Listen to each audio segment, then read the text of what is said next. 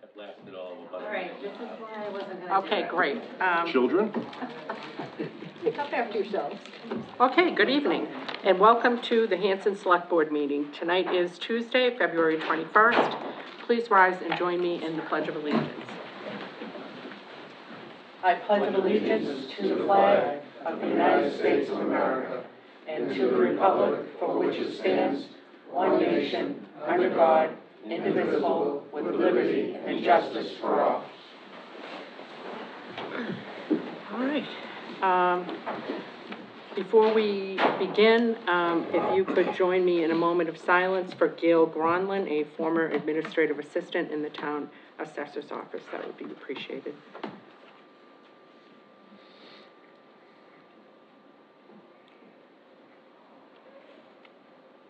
And thank you.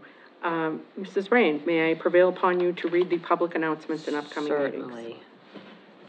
Nomination papers for the May 20th town election are now available at the town clerk's office for the following offices: moderator for a 3-year term, 2 select board for 3-year terms, assessor for a 3-year term, board of health for a 3-year term, cemetery commissioner for a 3-year term, planning board for a 5-year term, Hanson Housing Authority for a 5-year term, 2 trustees of public library for 3-year terms, Woodman Hanson Regional School District Committee pre-K through 12 for a 3-year term, and the Water Commissioner for a 3-year term.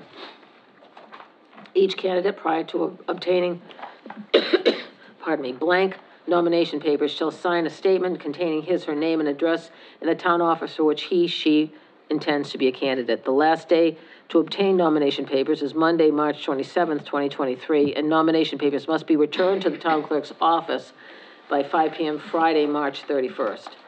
We are looking for citizens at large to become members of the following: Hanson Historical Commission, Hanson Community Preservation Committee, and the Energy Committee.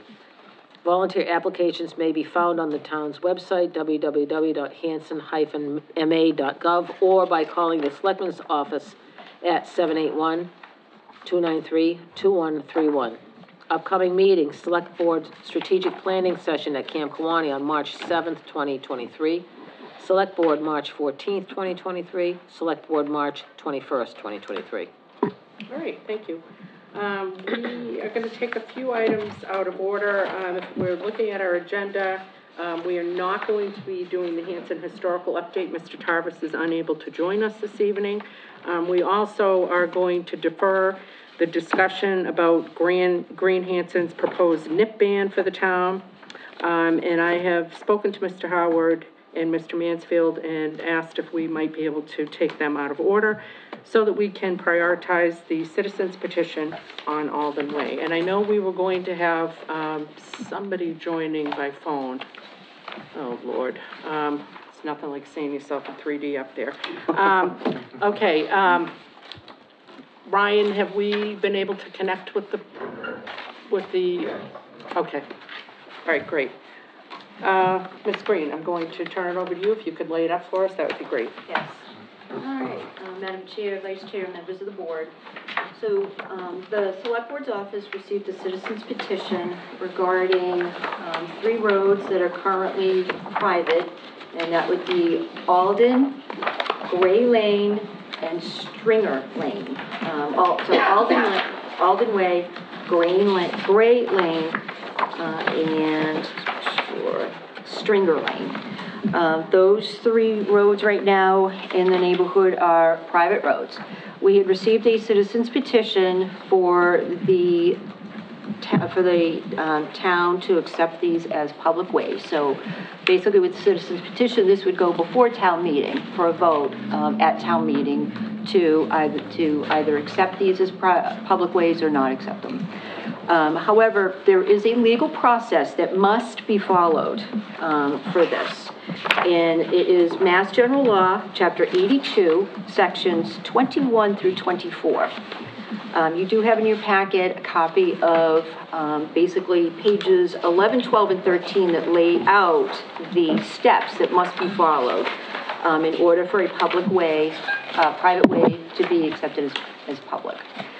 Now, the first step in the process is for the select board to vote its intention to lay out the ways as public. And you will find that on page 11, step D, which is the first step. Ms. Green, I'm sorry. Yes. All right, so we have this citizens petition. Yes.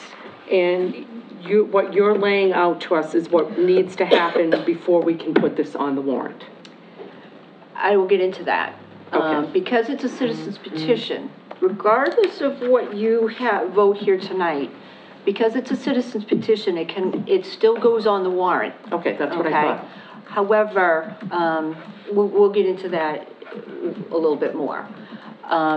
Depending on your vote here tonight, when you vote to place it on the warrant, it will be voted to be placed on the warrant because it's a citizen petition, that's what the law requires. However, during town meeting, when the citizen's petition comes up, depending on your vote, our town council will stand up and speak regarding the status of the citizen's petition. Okay, Based but on your just to be vote here clear, tonight. this goes on the warrant. Yes. The board has really no authority to determine whether it goes on the warrant or not. Because it's a citizen's goes on petition. automatically. Yes. But what you're saying is there may be some legal things that we need to do in advance if this board supports this happening and we want to advance it. Okay, and you're Yes. gonna lay that out for I us. will lay it out, Okay. yes. All right, so basically, the vote needs to vote its intention to lay out the way as public. So what you have before you, you have the plans that were submitted to the town that lay out each of the roads. And you have them in small on an 8x11 version, so you will have those with you. Okay. Now the board needs to talk about its intention. And also what you have in your packet is you will see, there was a study done by environmental partners regarding some of the conditions of the roadway. Specifically, it looked at the drainage, and I actually don't have a copy of it. It looked at the drainage, and it basically gave some information about what it would cost the town to make improvements to the drainage. And it outlines in the report how many catch basins there are, and it talks about some sidewalks and things like that. So it's in that packet there, yes. And then Environmental Partners provides a cost at the end of that. What you also have is a letter from our highway director that again outlines some of the costs if the town were to accept these roads as public, what the town would face as far as any type of upgrades or maintenance to the road and what the costs would be. Now, these are estimated costs. They're very estimated, rough costs. And those are... And those are based on visual. Great, those are structural costs? There Costs will for- also be legal costs. Yes, yes. There will be legal costs to that. Because of the deed work that needs to be done. Right, yes. Okay, so can you expand on that a little bit? So the legal costs, so basically, once this goes through the process, and it will start here with the select board. It then will go to, based on your decision here tonight, your vote, it may then go to the planning board so that they can hold their process. Okay. Once that process takes place, the next process would be town meeting. And then the process after that will bring in legal counsel to establish easements and deeds if necessary. But how do we wrap because obviously cost is a factor. Right. I hate to be impolite and bring it up, but it is a factor. It is a factor. It's hard to estimate those costs because, again, it's going to be based on easements, possibly acquired land, things like that. And when you're looking at 3 roads with multiple residents on each road, it's very hard to determine what the legal costs would be right now. Because they basically need to do title searches on all these, need to make sure basically the property lines are all correct. So if necessary, we may need surveyors to go out there just to make sure the property lines are correct, to establish the frontage on each of the roads, as defined by our bylaws. And so, you know, there could be considerable costs on that. We've got 3 roads here. How can we, It's- get some type of an estimate on those additional costs? I can see if our town council can give us some type of an estimate. I think, On that. you know, if this is gonna be presented at town meeting, it needs to be a holistic, view. It's you know, people need to know what the whole cost is gonna be to the town. So that's gonna include the estimate that we've got in Jameson's letter, which is again an estimate, but at least it's something. And then the additional cost, if there's you know, if there's, any surveying that needs to be done, and then the legal costs. I personally would like to get a you know, gander at an estimate, that even if it's a bandwidth, you know, of this to this, you know, so that we can have some idea of what that's gonna be. Okay, we can try and get an estimate. How's that gonna do that, Tony, how is that going to have the days? Because there's also date restrictions on here. So basically, once the board takes its vote, if it were to move to the next step, which is the planning board, they have 45 days to complete their process, which again is they need to hold a hearing, and which is required by statute, and again, a public hearing, and then they may need to write a brief report, but that has to all be done 45 days prior to town meeting. Okay, so let's, Mr. Weeks had a question, but let's play out the timeline, because I just want to make sure that we're gonna, so we would put, depending upon what we discussed, but, I mean, there'll be an article for this, in the warrant. And then if the board decides that it wants to support moving forward with this, then we refer it over to planning, they have a hearing. And simultaneously, you could be working on getting these additional costs. Yes. So that we can have a comprehensive view. And maybe, Tony, you're gonna tell us what the planning board would do, or, but before you do that, Joe had a question. Yeah, just a quick procedural one, I guess, is how come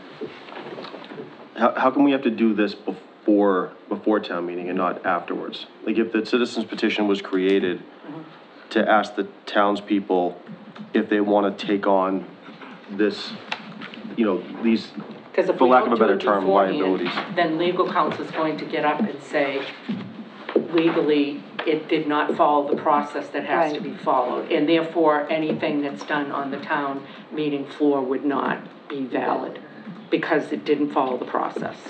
So, I guess I'm missing it. In here, is there a process Yeah, that a there's- citizens petition has to be done? No, Or it's are we not, doing it's that? not because it's a citizen's petition, So we have to do it it's the taking of the road. So we have to do it at annual town meeting? That's what this is about? No. I guess what I'm getting at is, No, how what come? this has got to do with going from private to public, regardless of whether it's a citizen's petition, you can't circumvent what the regulations are for going from private to public. So that process has to be fulfilled, and if it isn't, before town meeting, which is what we're needing to try to get happening, then legal counsel would have to stand up and say, you can vote however you want, but the process hasn't seen its way through, so it's really not a valid. And the selectmen process can't happen afterwards? No. No, it's on page, it's on page 11. Yeah. So It's what very happens, so what happens then if we take a vote to do the intention of doing this and then town meeting decides to not do it?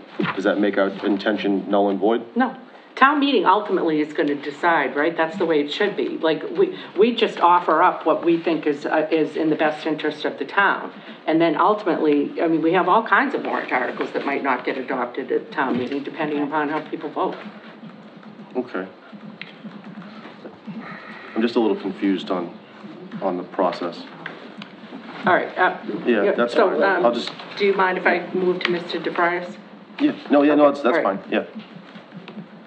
Sure, that'd be great. Thanks.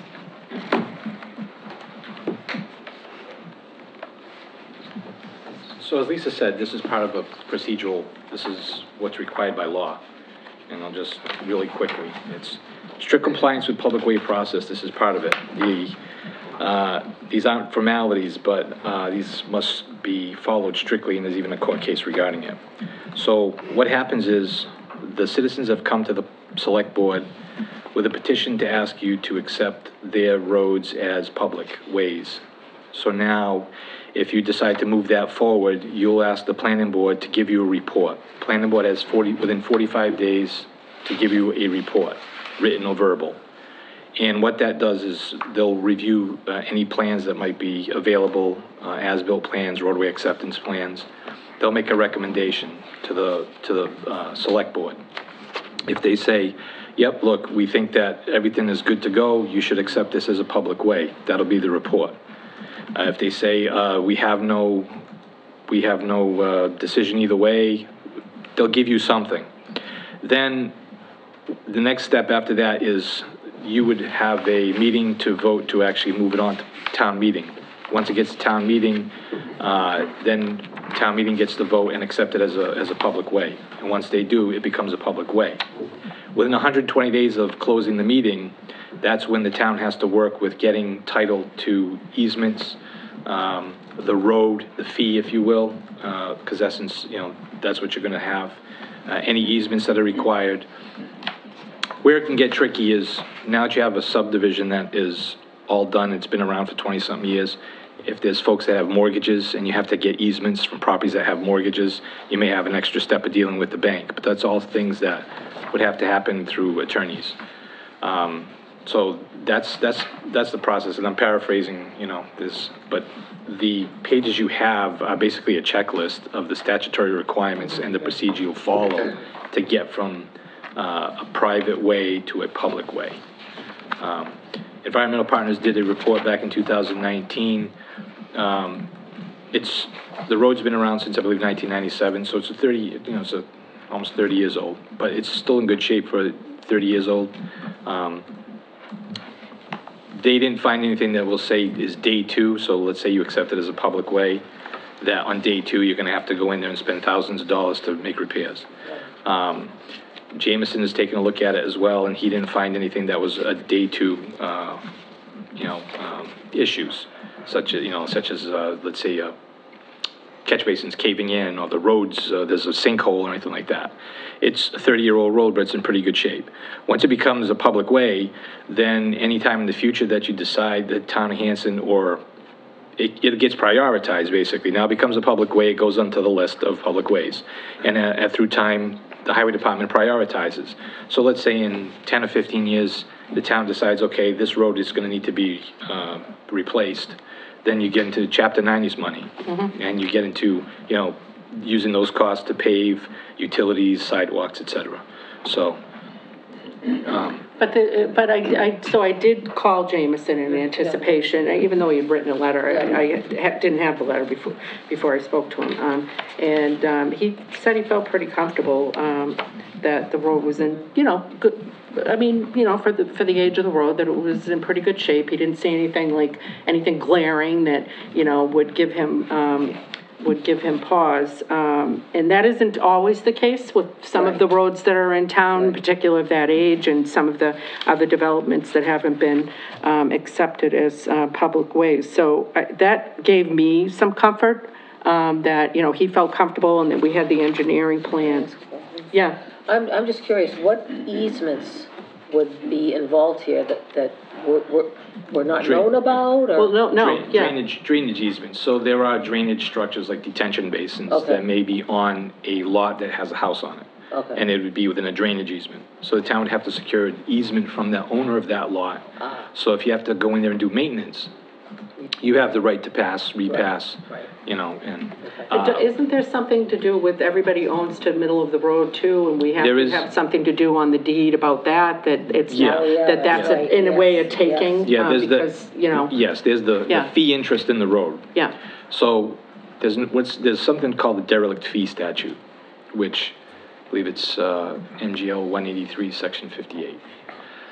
And it says that anyone that abuts away has fee interest or rights to the center of it, unless those are specifically excluded So a new subdivision, so for this subdivision here, for example, if the developer at the time said, I'm taking the fee interest in the road, he gets that fee interest.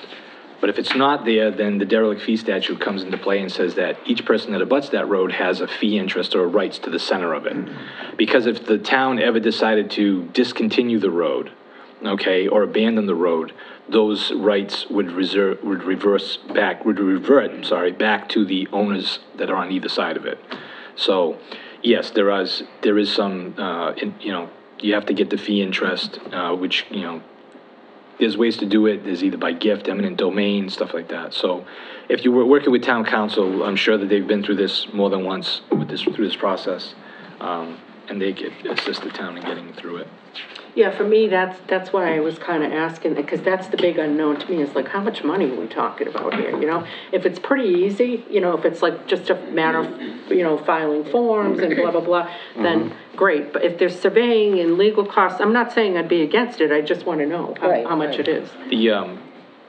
The key thing as far as, I looked at the plans that are on file, roadway as-built and so forth, and it appears that the big thing is when you finish up a subdivision, one of the things you do is put in roadway monuments at the beginning and end of curves. So that way, if a survey in the future has starting points, it can determine property lines. According to the as-built plans, I have not physically gone out there to find whether these monuments, but it says that they were set. Now, those are easily can be found and to verify that they've been in place. So that would make that easier? Yeah. Yeah. As far as surveying, we have what's in place now. There was as-bills done back in 2003, I believe. And then everything so no matter what the history was with this road, it was a road that was approved under the subdivision control law. It is paved. It's for a 30-year-old road, it's a 30-year-old road. But, I can't say, I'm not here to tell you vote for it, vote against it. I'm just giving you the information. All right, I think that's helpful. I mean, I don't have a problem referring it to the planning board. Does anybody have any concerns with referring it to the planning board to go through the process? Ed, did you have any? Okay. Just a couple of questions. Yeah. Who's been doing the maintenance on the road since it's been built? Well, the town has plowed the road. You've put that road. on the private way. It's on the list. If there's any emergency repairs, when I say an emergency repair, like if there's a pothole and it's the town has gone in there to do that work. I don't know what, if any, list that Jameson might have on how many times he's gone out there to do anything. You'd have to speak with him on that. But as far as anything else, unless it becomes a public safety thing, the town's not going in there to do any work.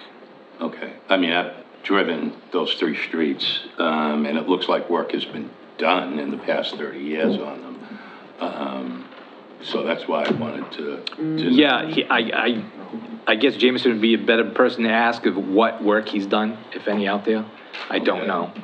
I think the general policy is if there's like a compelling safety issue, even if it is a private road, the town will generally do the work. But, but for instance, like if, asphalt was suddenly, coming up, then the town would say, unless it's an actual public safety issue, we wouldn't do it. I don't know how much work has been done there. I didn't really ask Jameson that. Okay. And then my other question was, we're going to be cutting it close with the 45 days, where our next meeting is the 14th. And then the third thing, Lisa, I thought you said environmental solutions would... Partners. Environmental partners. Environmental partners. Yeah, not that it matters. Aren't they the same ones on Crescent Street? Yeah. On 14. Okay, so I don't want them doing anything. No, they already did the work. It's already They done. already did. This was in the past. They Yeah. already did it. But I But hear we what would have to you... get it redone. No, I don't, I mean, do you think we need to freshen up that estimate, or that's, I guess, probably a separate issue of Okay, whether well we're then, using... where are all the fees coming from, except for... They lawyer fees? estimated years ago how much it would cost to fix various they were all very minor things that they found, like a little curb, a little this, a little that. Okay. Wasn't anything major. So that was years ago. Separate discussion about our friends at Environmental Partners. Okay. Yes. I have no problem with it. If I may, Madam Chair. Yes. What they did is, in essence, created a report. It's kind of like think of it as a Carfax, but for a road. And last October, we appropriated monies for a different road to do the same thing. So in essence, it's like a Carfax so that you know what you're taking on, so that there's no day two surprises. Does that need to get freshened up? Jim was kind of, I think, referring, if we were to It's 2000, it was a 2019. Oh. I mean, there really hasn't Okay. been, All right. you know, Yeah, that's fine. unless there's been an act of God out there, I think we're Yeah. okay. Okay. Ed, did you have anything? Joe, did you have anything? Just one more quick Yeah. question. I mean, we had a quorum issue last town meeting, so what happens if we have another quorum issue at this town meeting? Do we know what the If it's a quorum consequences issue, are? it's the same issue with any warrant that there would be, it doesn't pass. But with the 45 days, and we'd have to, and if the town accepts it, we accept it, it would, I mean, Oh, you mean the To one, me, does that just- 120 days start Yeah. ticking if we And don't? we have We'd to- probably have to have another, we'd have to reschedule town meeting, pray for a quorum. Do we know if there's any major sports team games that evening? Madam Chair? if I Yes. might. So the 45 days, there's confusion here. If you move this forward, planning board has 45 days to hold a hearing. Yeah. To give you the report. Right. Okay? If it goes to town meeting and it's approved at town meeting, from the date it's accepted, you have 120 days yeah. to secure all the titles, the necessary titles, such as the easements, the fee in the road, et cetera. So that's what we just have 45 days, planning board wise has 45 days to give you a report. Okay. If planning board doesn't give you a report, you can still make a decision. Okay. Their report doesn't hold up the process, it's just, you know, it's And I good. mean, it's gonna be in the warrant. So like, the warrant's open, they've got the signatures, it's gonna be in the warrant. Yeah. And then it's just a matter of, in parallel, while it's in the warrant, can we get all of these steps done so that when we get to town meeting, we don't have to have legal counsel stand up and say, stop the presses, we can't do this now, we didn't follow the process. We're trying to get that process done before town meeting. No, it sounds fine. It's just, the only reason I'm bringing up all these little things is because these folks have been bringing this up for literally years and years and years. And I want to just make sure that all the little corners and things are, Yeah. are figured out just in case, because we don't want to hold it up any longer than we have to, because.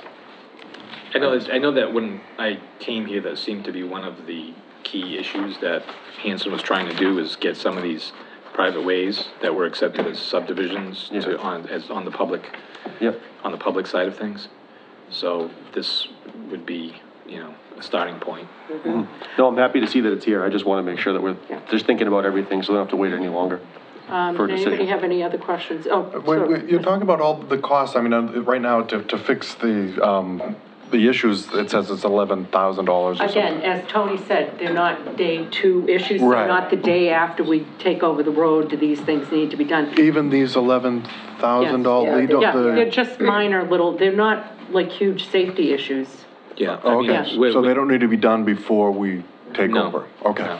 And when you see numbers like that, you have to remember, this is, when it's a project that's gonna be done for a town, you always have the prevailing wage, so your numbers are much higher.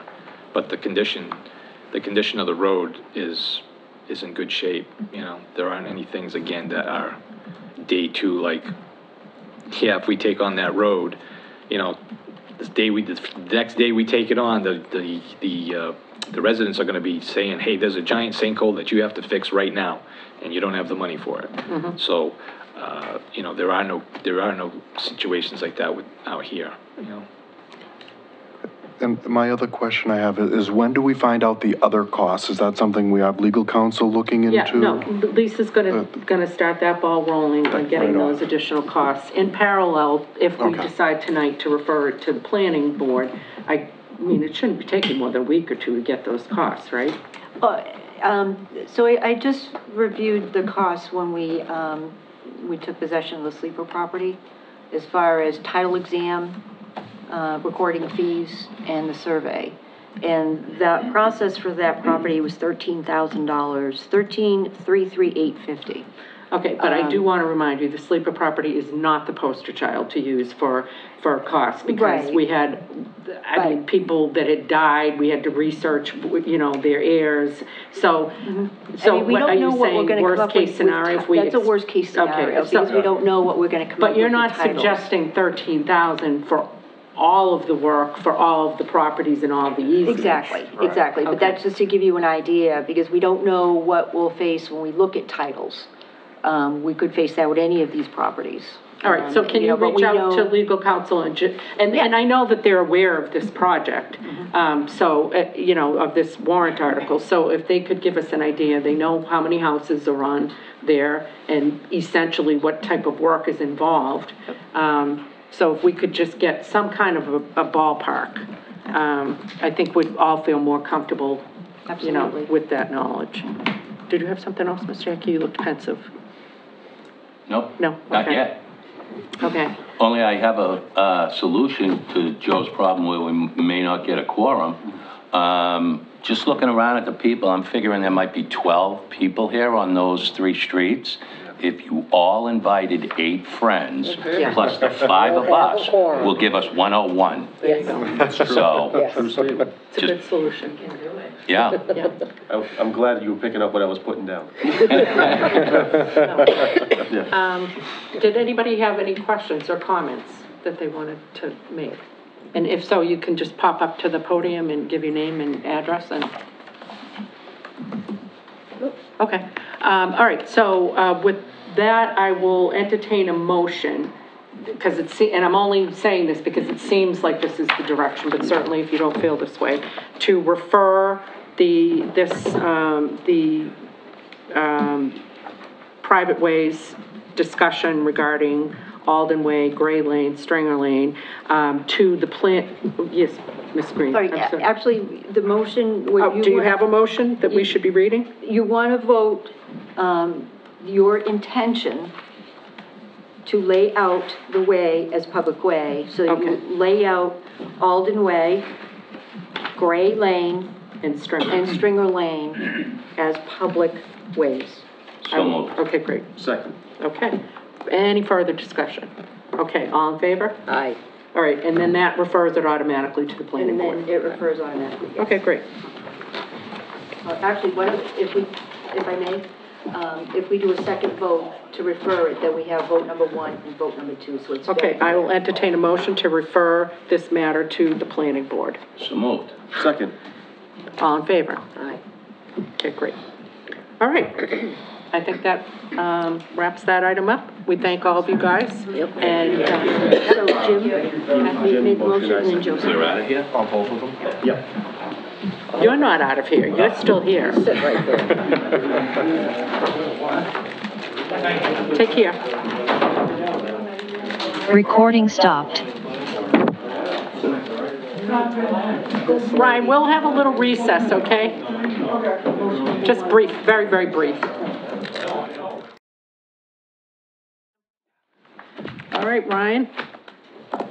Okay, and welcome back to our February 21st meeting. The next item on our agenda is Stormwater Management Committee update. And with us this evening is the esteemed Mr. Howard and Mr. Mansfield.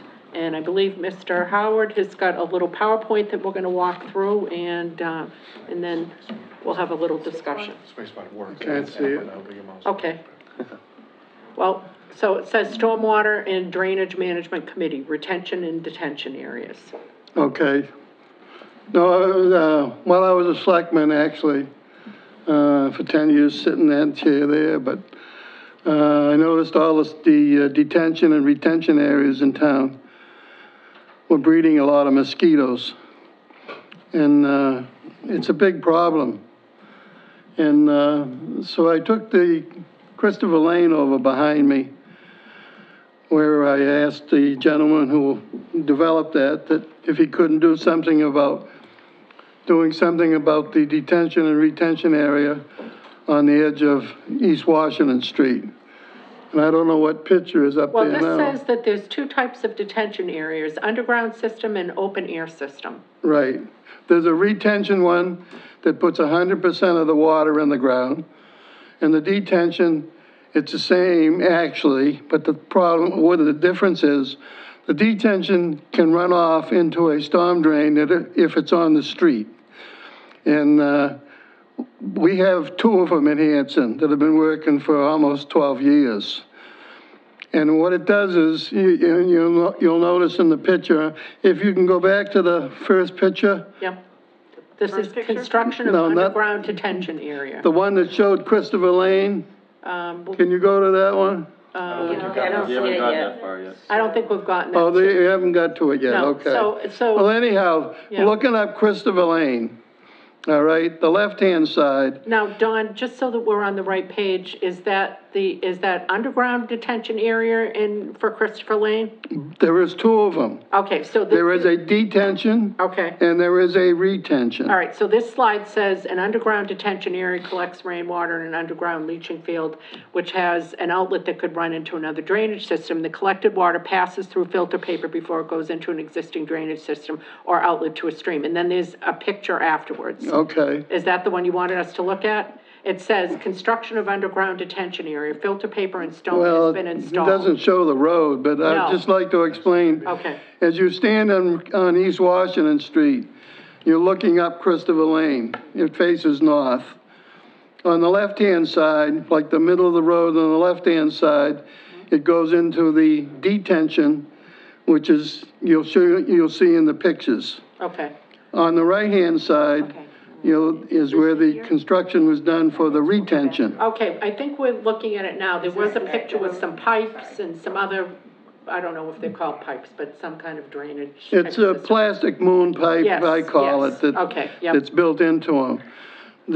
Both detention areas approximately 3 feet thick. Okay, All right, there's there's paper on the ground, on the bottom, there's stone on top of it, and then the moons are put in, and there's a foot of stone put on the top, and paper is also, the filter paper is also wrapped around the top. So they're completely they're encased in filter paper. And the best part of that is for the detention one, and the detention one is it can flow into the drainage that's on East Washington Street and eventually finds its way to Factory Pond. But it's filtered water from the area that goes into the drain. It's not just regular rainwater, okay? And that on the left-hand side, it takes 4 houses with all the driveways, roofs, and half the road. And on the right-hand side, there's only 1, 2, 3 houses and the driveways and so forth. It goes into the retention one. Okay. Now, and I forgot to say that, I lost my train of thought. Anyway, I'll keep going. And, so this is showing us a completed underground detention area. Who's driving right now? right, these are completed. Okay. And they've been working.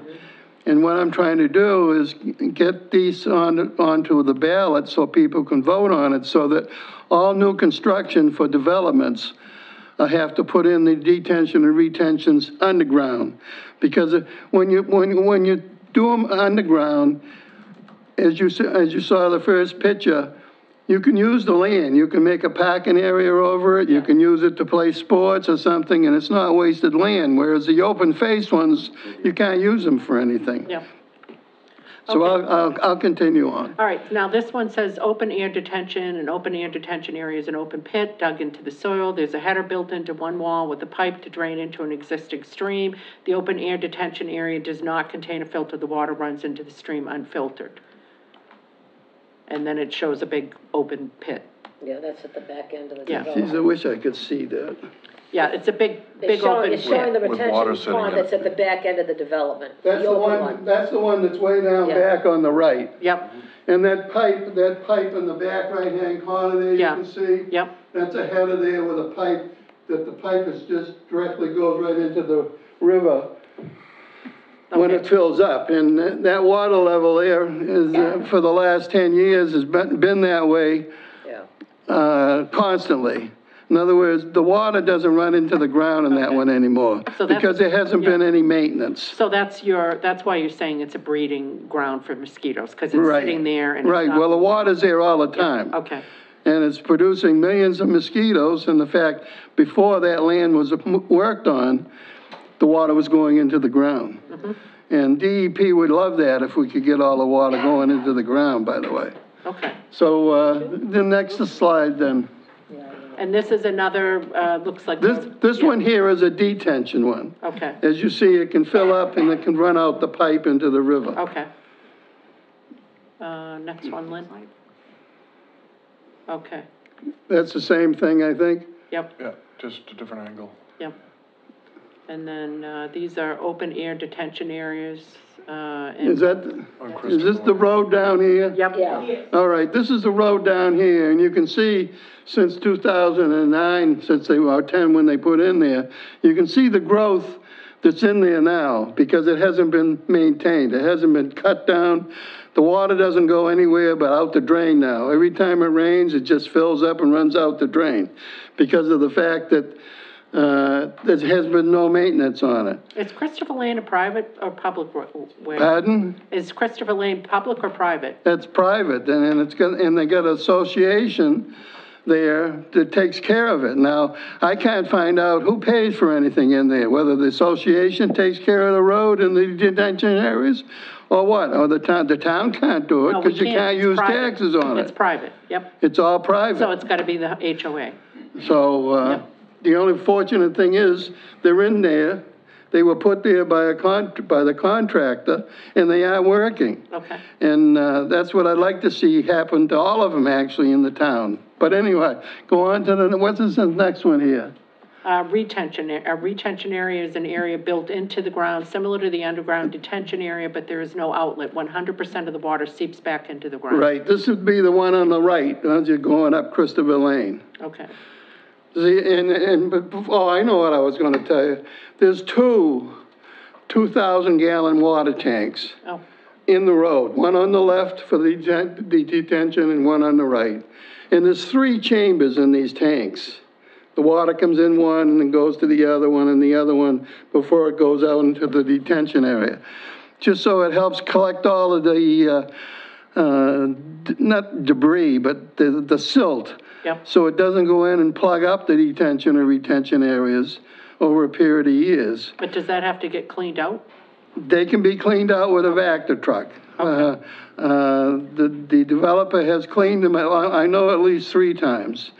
He used Hoadley's Vector truck. That when I heard it running, I went up there and I could see that it was working fine.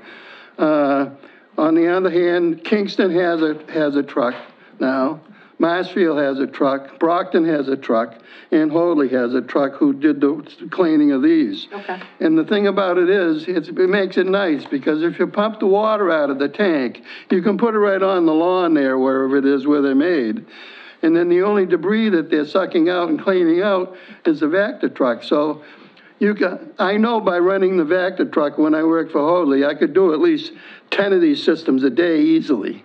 So it's not And heavy to keep lifting. the maintenance. Yeah, And then that would cut down all the maintenance of anything that had to be done to these if they constructed in the town.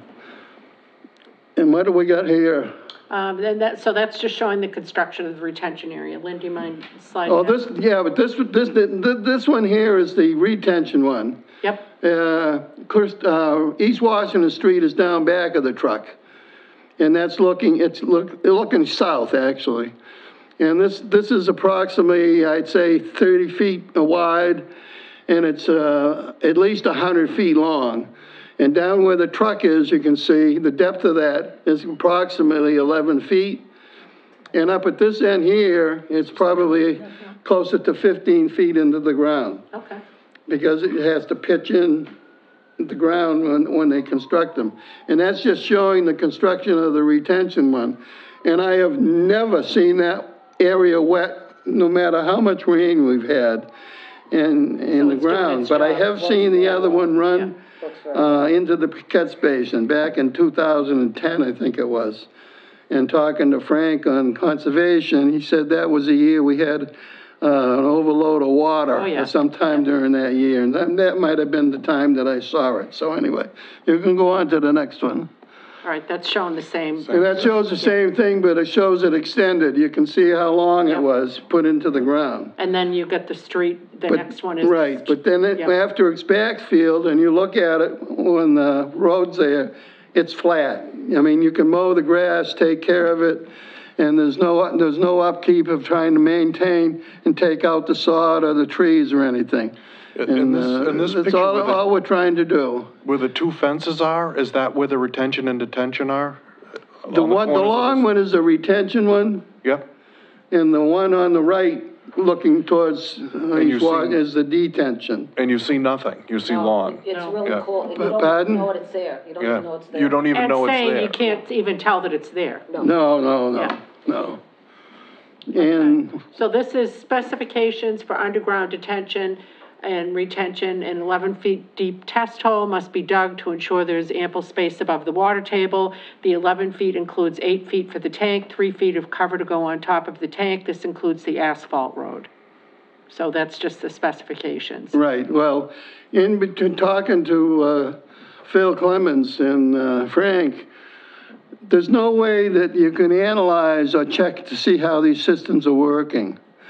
So on the last page of this little thing here, I've put in a fourth, it's not a tank, it's a catch basin, actually.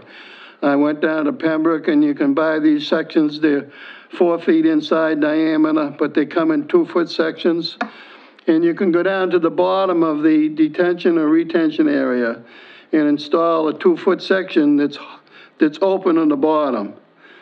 But it's going to be set on stone and filter paper so that anything gets in there, the filter will keep the silt from getting into it. But they can build it up so that the cover is level with the ground.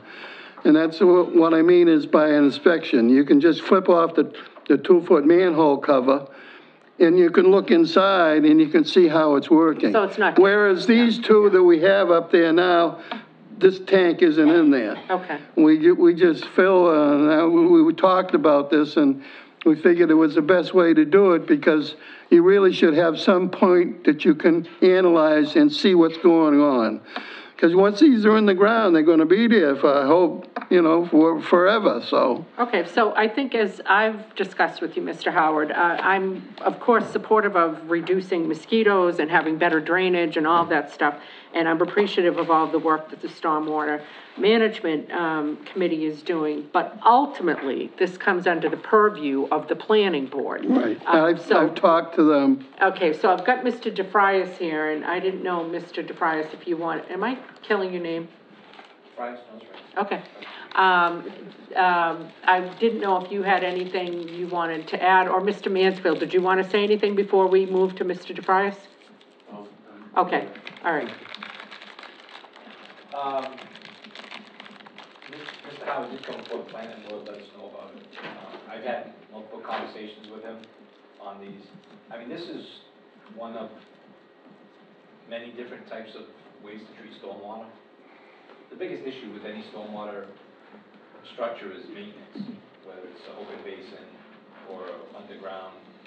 They all need maintenance, and if we don't maintain them, they're not going to function. At some point, they stop functioning. All right, so for me, there's two different pieces here. One is, are we able, and is the planning board leaning in the direction of dictating what type of drainage system that developers can have? And I think we probably need to hear from Jameson on whether he feels that he's got the staff, the equipment, the wherewithal to maintain these. Mr. Howard? No, you see, on the maintenance of it, there wouldn't really be anything, because of the fact you can clean them out with the Vector truck.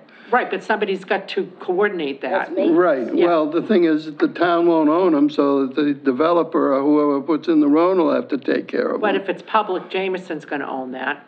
If it's a public. Right, he will. Yeah, so we definitely, any stormwater management thing, we need to talk to Jameson Yes, about. I understand that. So we need to figure out if it's a private way, we can see how a lot of these private ways don't even have HOAs. No. So, I mean, case in point, we just had Alden Way and Stringer and Gray Lane, there's no HOA there. So if they had any of these types of retention or detention arrangements, I think that would be a recipe for disaster for them, because they don't have a way to get those maintained.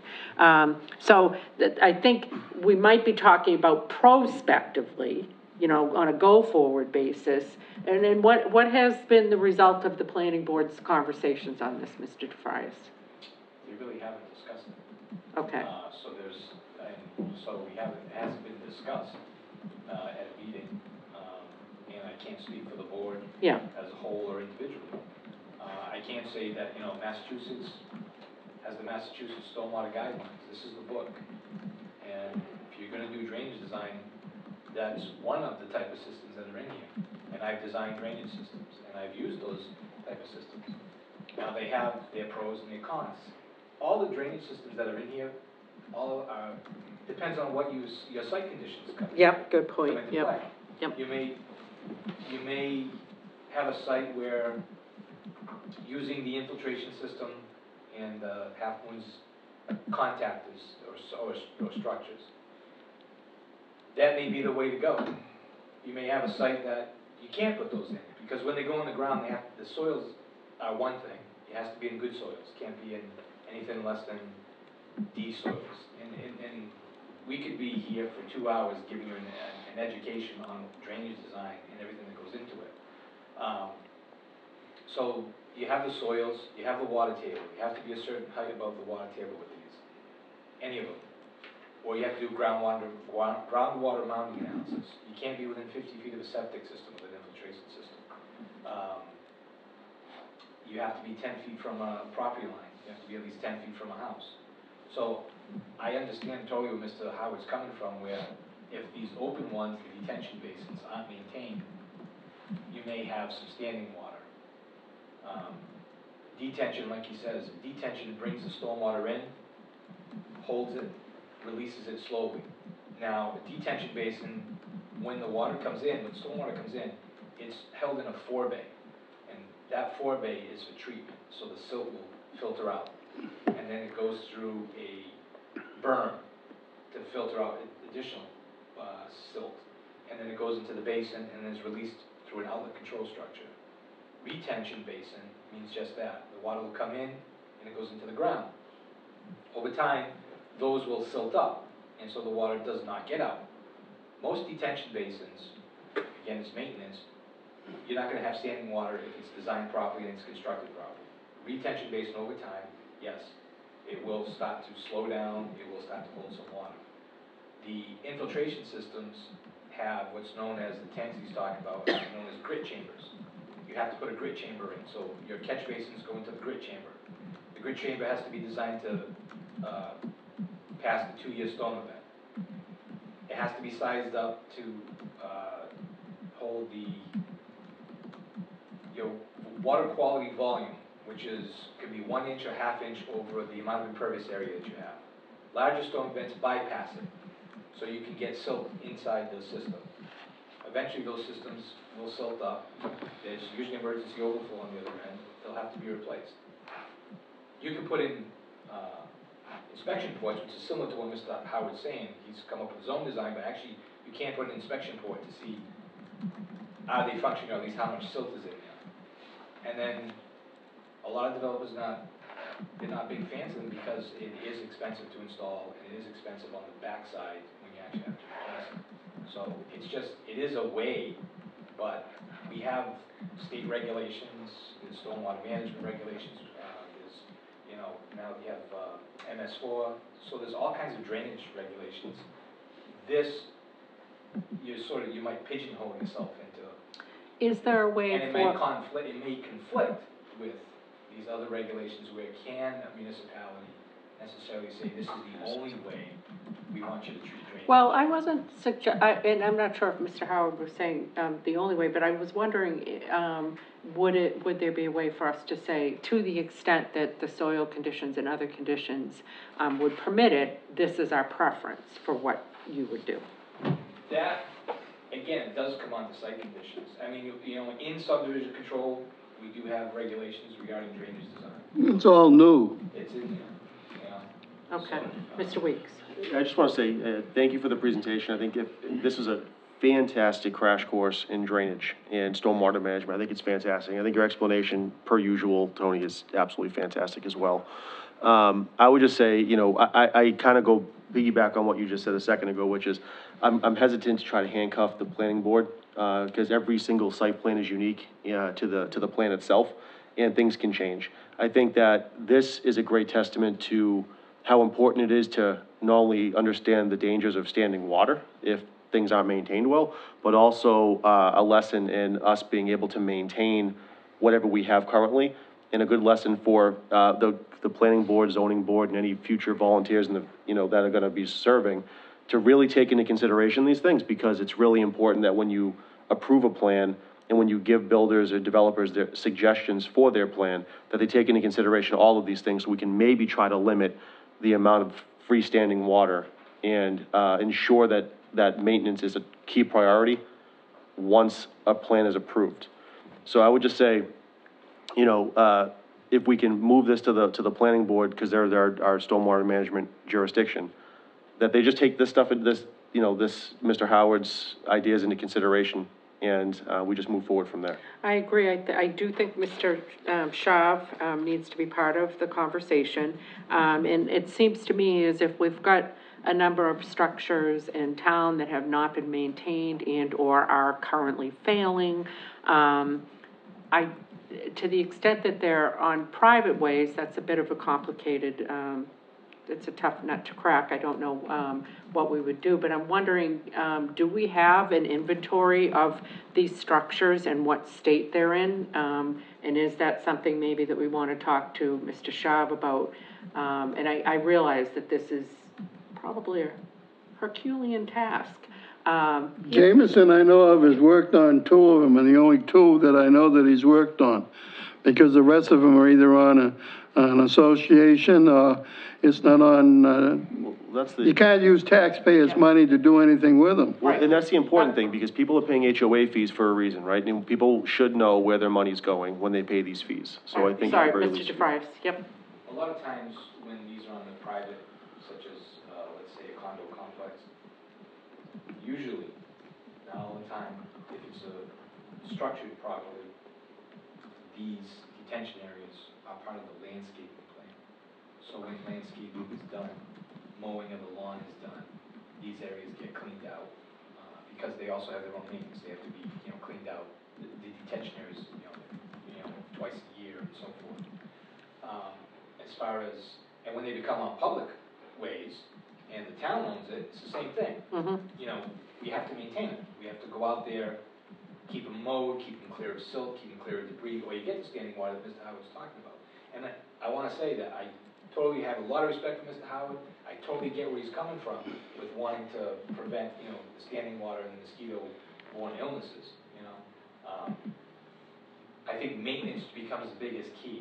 I agree. You know, putting it all on the ground, I think it might hurt us in the long run, but I think maybe somewhere in the general bylaw, similar language, a language of, you know, if site conditions allow, that might be a preferred method of you know, dealing with drainage. That's what I was thinking. I don't think that hamstrings you. It just sort of indicates like, hey, if you've got the ability to do this, would really look favorably upon that, would prefer it. It kind of gives some direction instead of, you know, and again, it probably would have, if we went that route, would probably say, you know, to the extent it is compliant with the current, you know, stormwater management regulations, which, by the way, are like changing at a breakneck speed, and, right. You know, what might have been, you know, in effect yesterday won't be tomorrow, and so we want to make sure that we're ticking and tying, especially since we're going through an exercise of trying to bring all our bylaws up to date, so. Right, I mean, you know, you could put that, let's say, in the general bylaw, but we also have to make sure that we're not conflicting with our state regulations, our MS4 regulations. These are all regulations that are in place that we have to follow.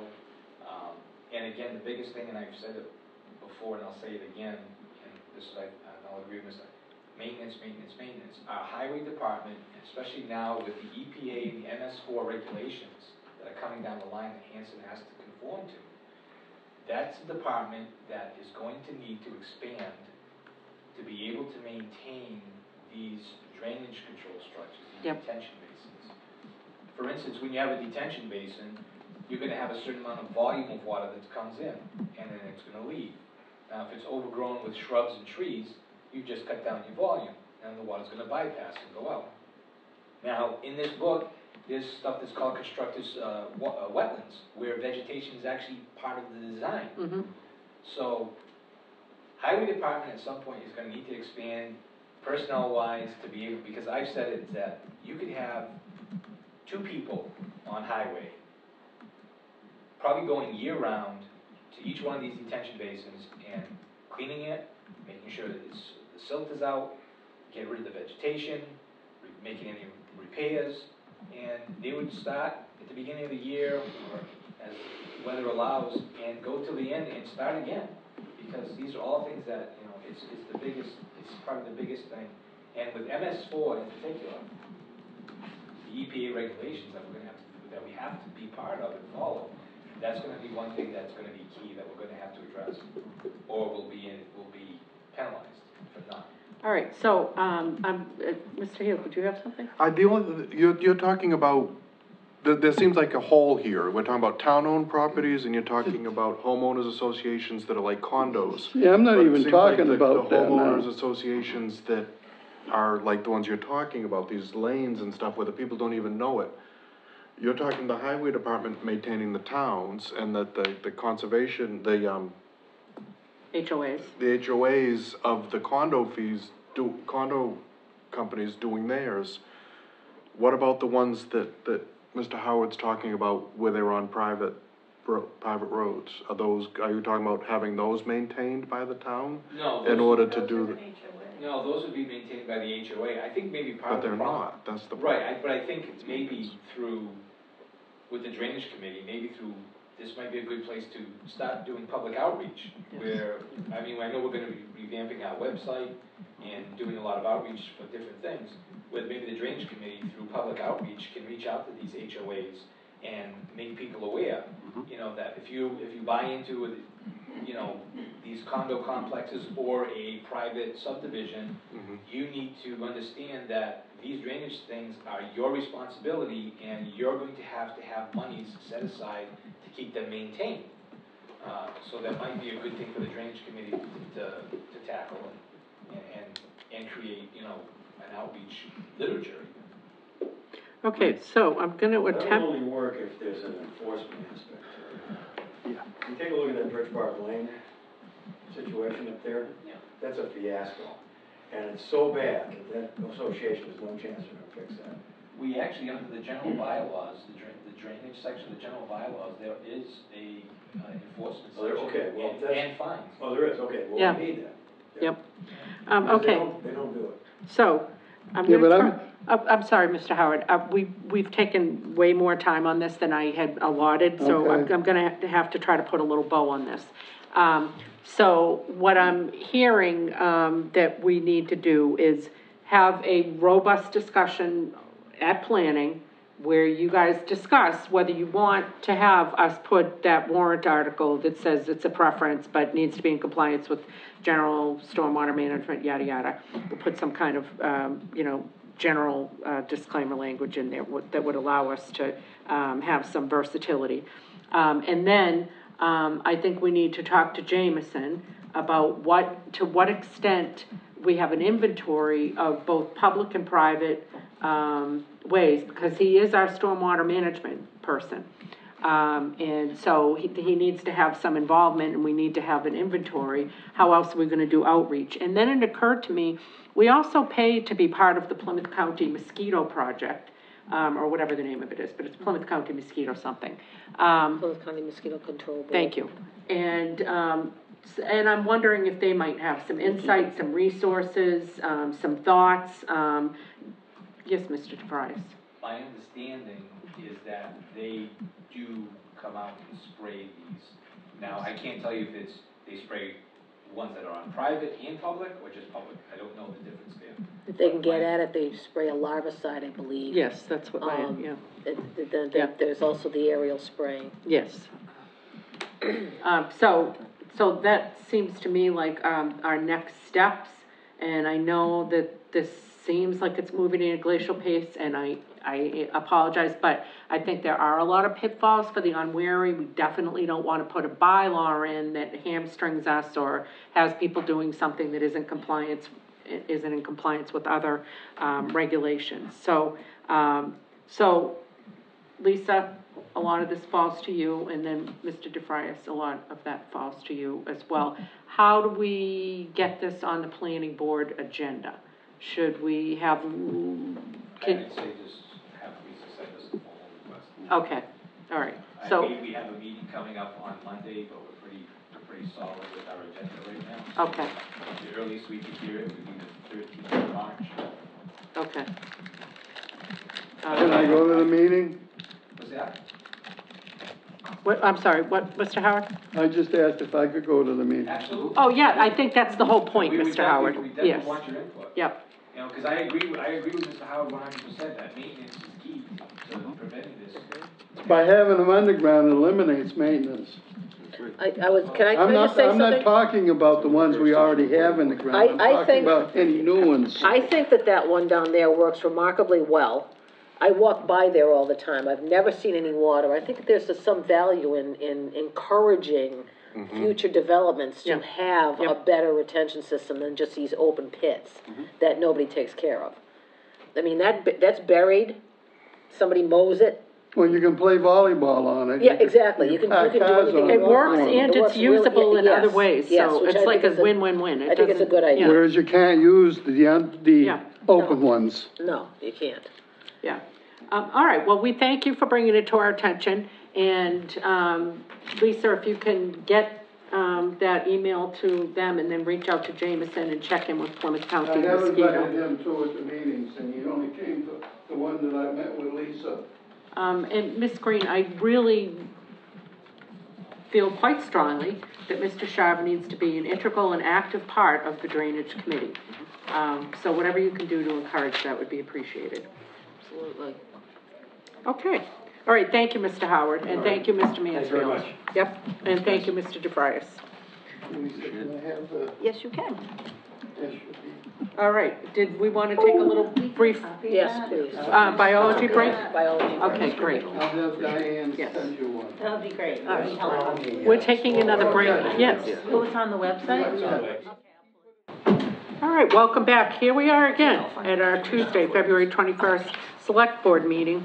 And next on our agenda is Hanson Little League would like to reserve the Town Hall Green for Saturday, April 8th, 2023, for the annual Little League Open Day Parade, which is always a harbinger of spring. I will entertain a motion to allow the Little League to use the Town Hall Green for April 8th. So moved. Second. All in favor? Great.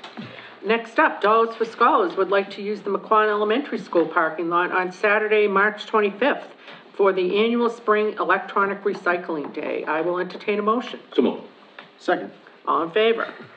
Fantastic. And next up, Ms. Green, discuss the draft fraud risk policy. Ms. Green.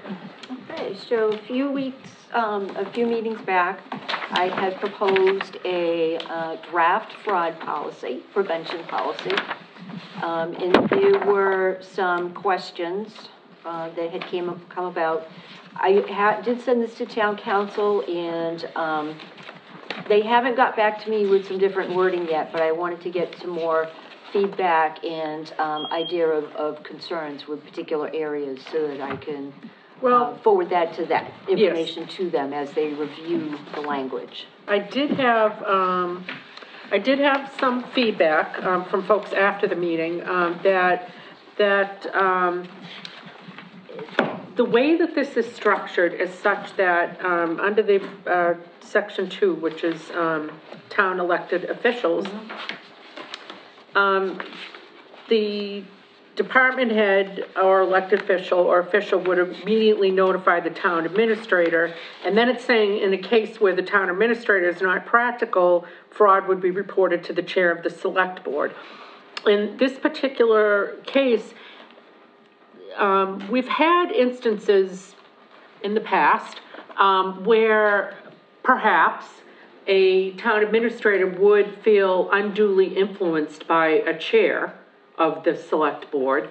And so really saying it's one or the other might not actually, it might not effectuate that transparent and, fraud-free, town hall that we're looking for. So we may want to, What do you think, like a member of the select board, not instead of the chair of the select board? Or to the whole select board? That probably would, yeah. But keep in mind that people may be afraid of losing their job. Oh, yeah. So to the extent, for instance, that there's a member of the select board that's involved in the Okay, fraud, or the town, this is all hypothetical. This is just for those conspiracy theorists about to go down the rabbit hole. This is not a reality-based, in-the-moment type of analysis. But, you need to really kind of put yourself, what we're trying to do is create an environment where people are comfortable coming forward when they see something that looks to be inappropriate and that they don't think should be happening. And we want to make sure that they're clear about who they should be addressing those issues to. How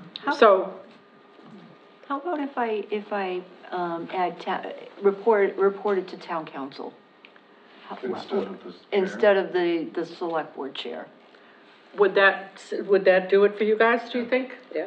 Because I think a lot of times somebody might be suspecting there is a problem and they don't want to bring it up just. Right, it's uncomfortable, or they're not 100% sure that it's, If you're not 100% sure, you don't want to, And town council they can protect that, So I don't have a problem with leaving town administrator or leaving chair in there, but give people another out there, give them another path. Or town council. Yeah, or town council. Okay. And then there was another section which Section Mr. 7, Weeks. I'm still kind of stuck on the media. I'm sorry, no, go ahead. Sorry, I defer to before you. you get to that other one? Yeah. Why are elected officials even in this? If a department head or an employee at town hall or any other department, any other town building, why would that employee come to one of the 5 of us, or, Board of Health, or any other elected or appointed, doesn't say appointed, but it does say, or officials? Yeah. Why would any of us be notified? If I worked for the town and I thought my department head was doing something, I would immediately go to the town administrator. Which it says to Well, do. we're talking about the That's town what it says to administrator do. being complicit with. But then what if said fraud. If they're, it is the town That's the, administrator, that's what they're trying then to they would cover. want a, executive session. with the With the board? With the board. Or yeah. go to town That's council. what I was thinking. I was Yeah. thinking when we go executive session direction, if there was an implication that. Okay, again, I feel like I'm implicating myself in this, but. Right, but one the of us chair- could be No, but the implicated. chair controls the executive session. And I have Exactly. personally experienced asking for something to be discussed in executive session. Yeah. And been denied, that it would be discussed in executive session. So if we add the town council provision in there, that, see what I'm saying? Yeah, You have yeah. to think about who's controlling the Right, agenda, yes. literally and figuratively. And so No, I mean, I don't want to cut you off, I'm sorry. No, go ahead, Joe. So those are some of the things I was trying to bring up last time, is these fail-safes in case you have, I felt like last time, what I was trying to say was kind of being taken out of context, and that I was trying to find ways to, for lack of a better term, like cover up fraud, when really what I was trying to do was saying, what happens if the town administrator is, let's say there's 3, and because this leads into section 7, which is that's my biggest issue. So if the town administrator is, because like we're going through this process right now of writing reviews and talking about contract renewals and stuff. If you have 3 people on this board that are on the same page, that want to get something done, and those 3 people also happen to be somebody that is committing a fraud or knows about fraud or whatever, but we're reporting it to you, how do we report it to you without you having fear of losing your job? Because the majority of the select board is complicit with whatever is going on in that moment. So we have no safeguard here, we have no safeguard here. So how do you bring it forward? And for me, the issue is really in section 7. Okay, because- but can we put a bow on? Yeah, I didn't really have a problem with that section Okay, anyways. Yeah, that was but fine. does Makes everybody perfect agree sense. that if we add town council, that they'd feel comfortable Yeah. with As an that? addition. Yes, okay, all And that right. makes sense. All right, great. Now, let's move on to 7, which was media issues. And yes, and so, go ahead, because I don't want to speak for you. No, I know. I think it's so for me when it comes to the media issues piece. I have two issues with this. The first is that as a member of the select board, I don't want to have a policy that takes away First Amendment rights. I agree. So I don't like that we're putting a policy in place that indirectly does that, because what we're saying is that an elected official who was an official that was in a open seat, that person was elected and entrusted by the community to represent them.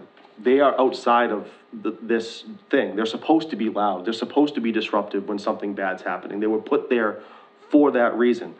And we're saying, through this policy, which again, we discussed last time, is non-enforceable. We can't enforce it. We can't even force somebody to sign it. For me, for example. For an elected official. No, for an elected official, because I just use myself as an example.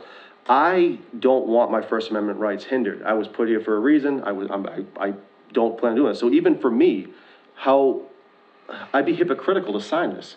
So I wouldn't, I'd be writing my name on it as a person enforcing the policy, but I would be the first person to stand up and say, not only am I not going to sign it, and I think you had brought up last time, which is, you were right, you were 100% right. You just say, we don't have to sign it. There's no line signature here. You just have to acknowledge it. I won't even acknowledge it because I don't believe in it.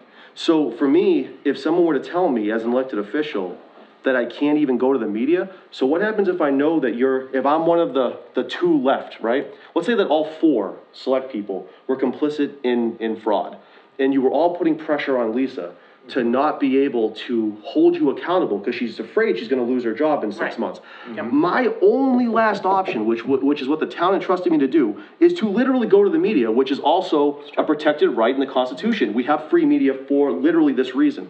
So I think Section 7, it hinders First Amendment right. It also hinders the media, and it also forces us to funnel it through a person. And no offense, I'm just using you as an example. Just funneling it through a person that might be also compromised. Right. Not just compromise, she may be the one perpetrating fraud or whatever, and then we can't even go to the media, would be stuck. Now, I'm not suggesting that we want to go, that people want, I understand the intention of the media, which is we want to control what's being discussed with the media. I get that. And I think to the extent possible, we could generally say, yes, to the extent possible, we'd like the spokesperson for the town to be the town administrator. Absolutely. I don't think anybody would deny that. We don't want people going AWOL, getting all kind of crazy and, getting all kind of political and all that kind of stuff. That is not what we want to do. But I agree with Joe. I don't want my First Amendment rights to be infringed upon. I wouldn't comply with it anyway. You couldn't make me with the gun to my head not tell about fraud if I thought it was happening or do something about fraud. And I don't want to I don't want to have my actions curtailed or limited. I was elected to do what's best for the town of Hanson, and so were the rest of us, and we're going to do it. Yeah, and that may not be to go through the town administrator for media. So I think Which we makes just me take feel out. better about Take that out. what we just added. Yeah, so I would just say Yes. I just want to take out the elected official piece, because I think Okay. that's the only issue Yep, I actually okay. had with it, because I just think elected officials are outside the scope of anything that we I are agree. forced to be able to We do. can't enforce it, and it goes against why we were elected. Okay. Yep. But are we Absolutely. considered employees? We if you are, cross out? we're not That's why I want considered elections a to be. town. Can we make sure that we have in our definitions that we're very clear, that we're not talking about the ethics definition of a town Okay. employee, we're literally talking about somebody who's going to get a tax form for the town because they're getting paid by the town to do a job. Okay, sorry, and that does explain it at the, Yeah. Yeah. It does say what a public Yeah. employee is. So definitions just needs that. I think that'd be great. That's my only issue there. And then my last thing is that, and this has nothing to do with this necessarily this policy. I was just thinking about this afterwards. This whistleblower policy, the way that this reads right now, this whistleblower policy is for the way it's presented, for fraud. I think we should have a general, per the auditor, I think that's the auditor that brought this up, right? I think It we're is talking the about- auditor that brought it up. That was asking for us to have an overarching whistleblower policy. I think you A just, separate policy? yeah, just take it out and just make it a whistleblower policy. Because the way I read this, if you include it within this policy, this whistleblower policy is only for fraud prevention. We should have one that's Oh, yeah, I think, I see what you're saying. Maybe you a could. policy guide, Maybe so you I'm could sorry. just put something at the end saying, in addition to this policy, there are other policies under the state laws such as, and you do kind of, yeah, I don't know. I just think you have to have, like, if we had an HR department, you would have a whistleblower policy where it would go directly to them, and it would be all encompassing, because it doesn't have to just be about fraud, it could be about anything. Well, and by the way, the whistleblower, you don't have to stay within the walls of town hall blowing a whistle. You could call state ethics, you could call, Yeah. you know, whomever, It's you just, know. but it's important that we protect the people, the whole point of a whistleblower policy, from my understanding, is to protect the people that are blowing the whistle. All right, so, we just so wanna- do you want to pull that out and have a separate policy? Absolutely. Okay, and then does everybody agree with removing elected official and defining what a town employee is? Okay, so our First Amendment rights are not curtailed. And then adding town council to the town elected officials, piece? Yeah. Okay, all right, any other changes? Only that, the last time we had a whistleblower in town, didn't really work. And if you three committed fraud, and Ann and I were the only two that were going for Lisa, we could not get rid of her, or you three couldn't get rid of her, while you're under investigation for fraud. And if we did get rid of her, Yeah. and it was found out that you did commit the fraud, Lisa would be able to sue the town. So, Okay, these are a lot of scenarios. yeah, that but are- Ann and I did nothing. We did nothing wrong. Just so we know. Just so you're clear. We got it. Good. That's important. We understand who's complicit and who isn't. All right, does anybody have any other changes? No, I appreciate Do you you feel guys listening. comfortable with all of those? I will Yeah, make I those just wanted to changes, make yes. sure, you know, Joe really felt like not particularly heard at that meeting, and that I felt badly about that. Oh, yeah. No, and I appreciate it. And I wanted to make sure that this was gonna reflect what everybody was gonna feel comfortable with. Absolutely. So, We'll get those changes made, and we'll get that back before you. okay, awesome, thank you so much. So do you want to vote to adopt this, or do you want to wait till we see the changes? Like, vote to adopt with the changes? Okay, Yes. I will entertain a motion. So moved. Set. Okay, all in favor? Okay, great. All right, we are clipping along. Clipping with And gas here. we're now going to discuss revitalizing, AKA resuscitating, the cable committee. So, as you may or may not recall, last year we had a bit of a controversy and people applying for a cable committee, and we had no idea what that committee did because there were no town reports for the cable committee. As far as we knew, nobody was meeting. They had not met. I believe the general timeframe that was bandied about was 2004, 2008, something like that. 2004. Okay, yeah. So to say that it was a vital and functioning committee might have been an overstatement. And as a result, the prior board had voted to disband and the cable committee. However, at our last meeting, we were reminded that there actually was a purpose for the cable committee, but we just, as a town, had not been actually using the cable committee in the way in which it should have been used, which was to help with the various cable negotiations that come up on a periodic basis. And it does make me wonder what we were doing in the past if we weren't having them help with that. But, and then also if there are just general issues with cable, with the cable station, with, cable service, anything under the umbrella of cable, which certainly we hear, I know I hear, from constituents that, maybe Xfinity isn't all that in a bag of chips. I don't so- understand, I'm sorry, but the one thing that drives me crazy about this is why there's only one. It's all, I know. and that comes up all the time, and It shouldn't be that and it's way. competition, It and should we be don't have anybody competition. else. Straight, there's Fios on my street, you cannot get Fios TV. Yeah. All you can get is internet. Well, I will say, Mr. What do you say? Cardis. Actually, I had a couple of conversations with him several years ago. He was very bullish on the town exploring whether we could start our own cable station. I think we heard from the attorney that there's a lot of pitfalls for the unwary in that, expenses, et cetera, et cetera. But you know, what have we got to lose?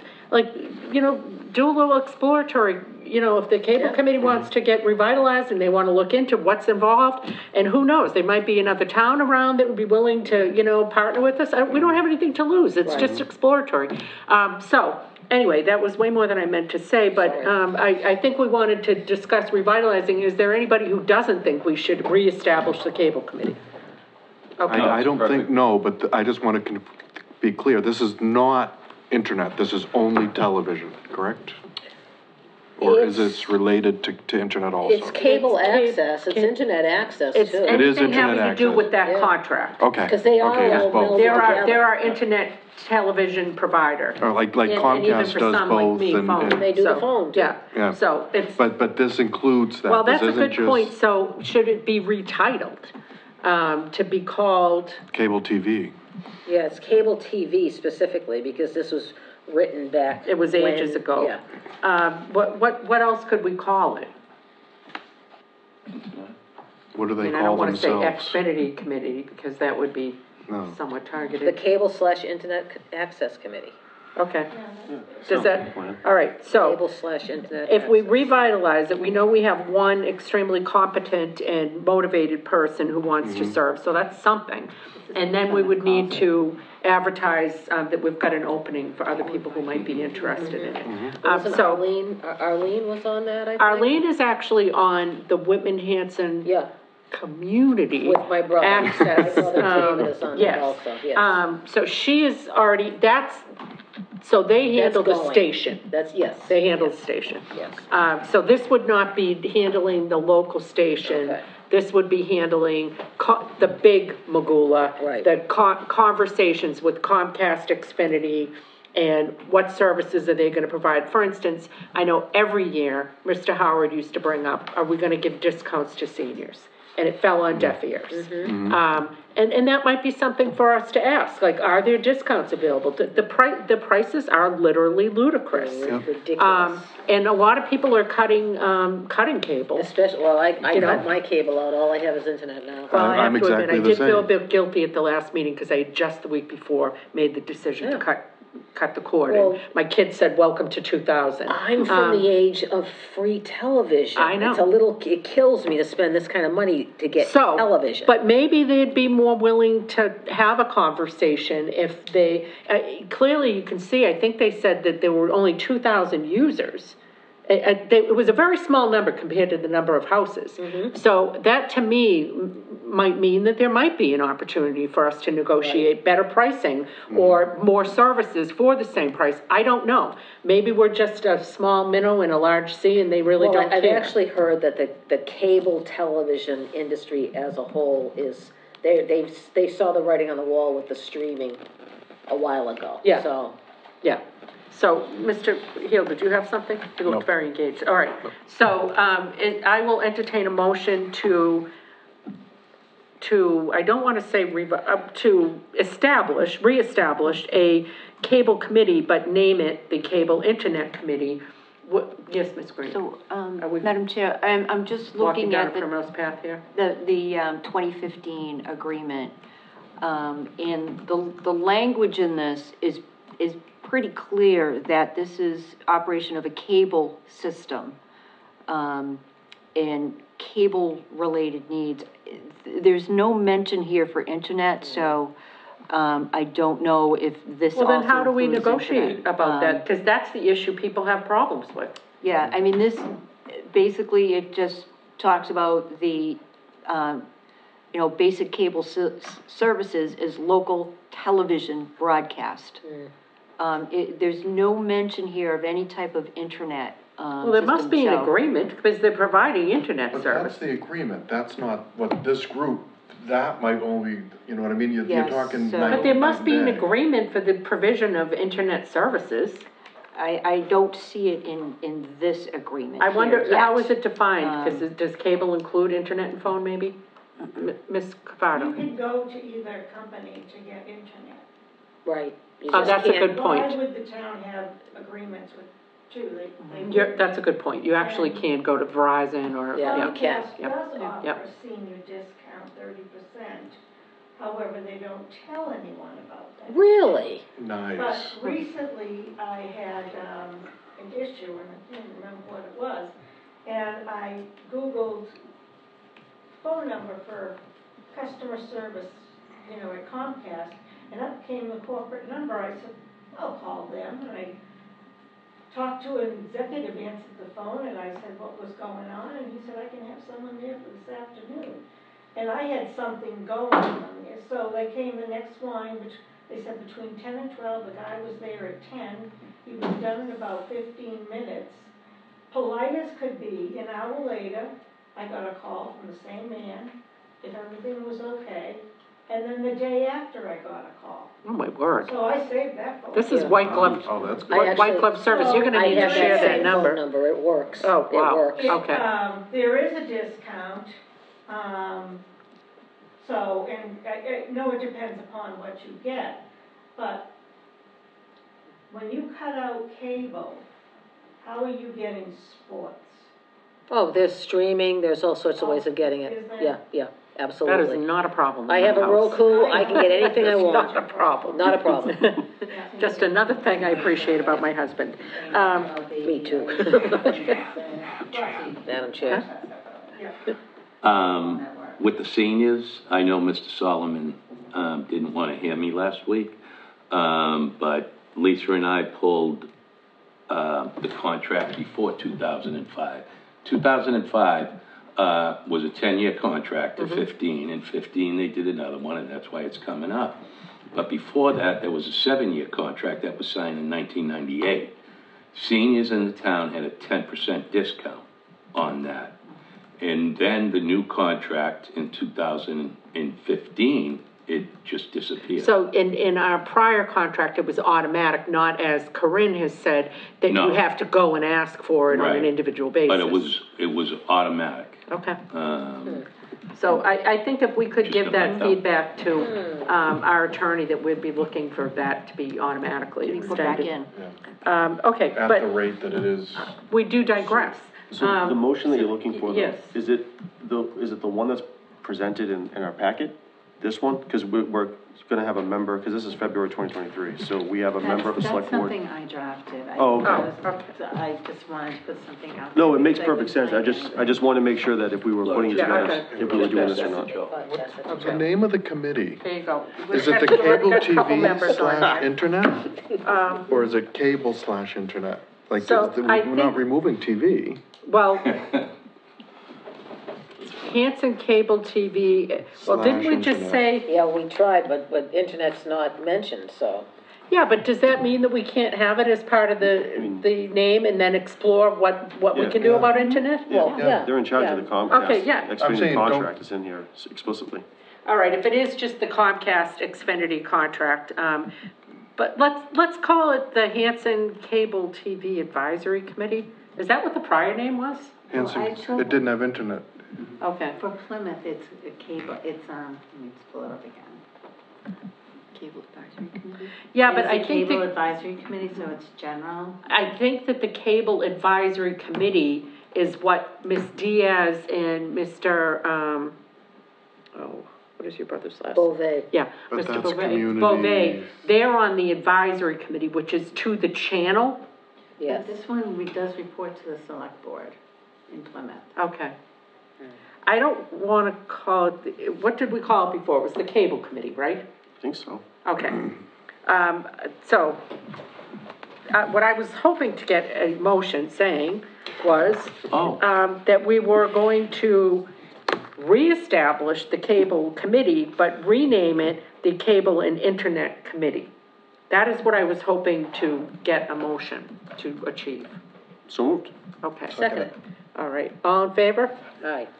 All right, fantastic. And then, Ms. Green and Ms. McDowell, if we could ASAP get, get the word out there and update the website so that we've got that as an opening.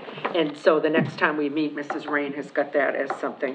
And if there's anybody who's made it this far in the meeting, then we appreciate your perseverance, and perhaps you are the person who should be on the Cable Internet Committee, just by dint of your So we're doing it based off of what's been, so we're gonna have to, one member of the What do we select want board- for, as a composition? Do we want a select board member? I don't think that's necessary. I'm Do you? okay with 5 members of the public at large, with Yeah. a liaison, like we do everything else. Do we wanna do 5, or maybe keep it a little pithy, 3, just because we don't know how much, we can always add. Lynn had a good idea of 2 alternates, that way you don't have quorum Yeah. issues. So why don't 5 we with do 2 a 3 Three with 2 alternates? So 5 Okay. with 2 being alternates? Yeah. Mm-hmm. Yep.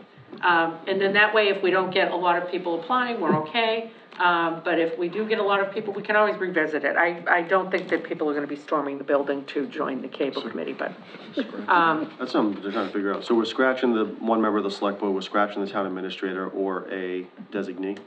I do think that the town administrator needs to steer the ship a bit with the cable committee and meet with them at least the first couple of meetings to kind of get, the vision and the motion, and mission all established for them.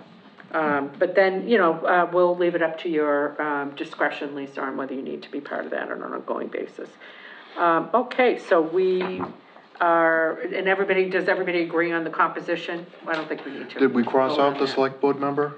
So what we're saying is 3 members of the public, 2 alternates, and then, sort of ex officio type of thing would be the town administrator. Is everybody okay with that? Can we do a liaison as a select Are you person? intentionally trying to? No, I'm trying to save us time in the future meeting. Okay, I would there's say, any- we need a liaison. Yeah, and I have a feeling that someone wants to be one, so. somebody may already be oversubscribed, and perhaps we ought to have somebody else be the That's liaison. wonderful. Yeah, I think I would, he's over here chomping at the Did you bit. want to be the liaison What is it? for the cable Do committee? you want to be a liaison for the? You want, No, I don't No, in all want to. honesty, Ed, I do worry about how many.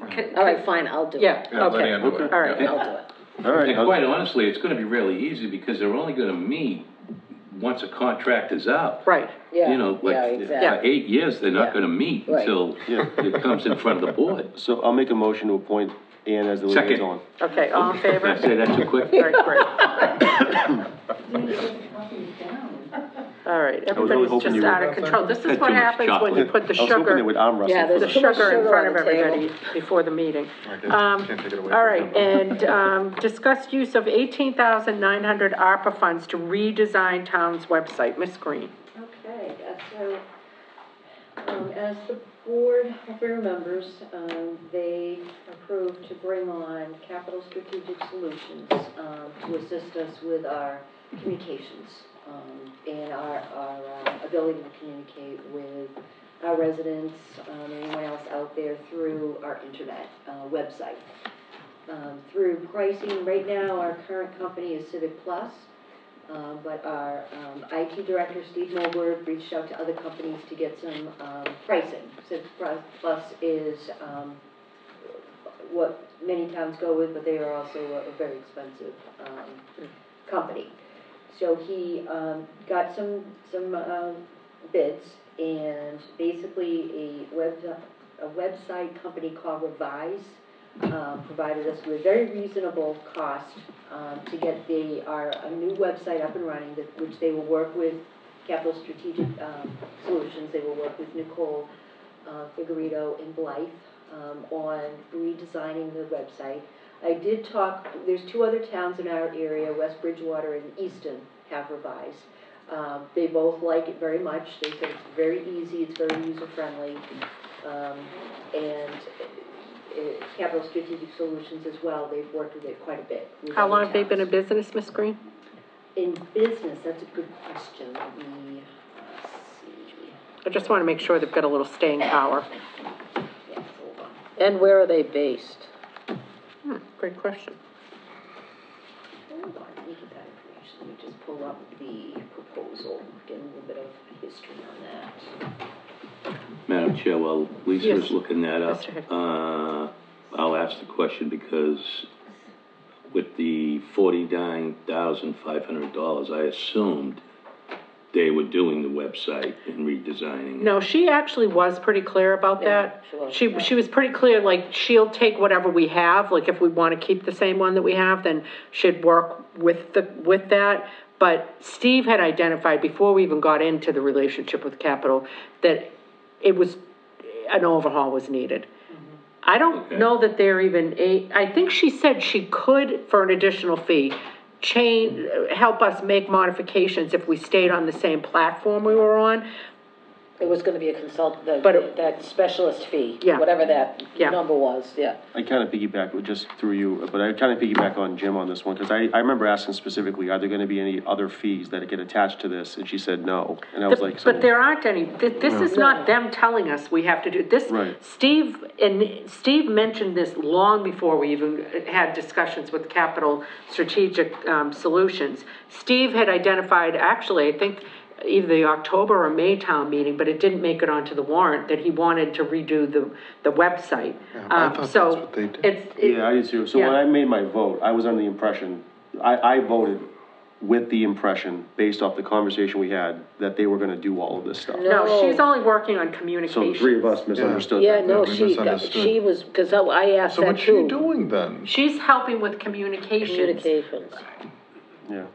It's not, I mean, I think maybe we need to go back. there was a specialist All right, fee then for let's ask, this. if I can ask the next Well, I mean, question. honestly, if three people thought that we were getting something maybe we different. need to well, check it out. Let's go back and revisit what we said at that meeting. I never thought We that set, I thought we yeah. set an amount, whatever, what was it, 49, was 49? 49.5. 49.5, we set an amount, and they explained to us the fees for whoever we used, Yeah. and that, I think that was all encompassing in that. So it'll, even with this will come out of the 49.5?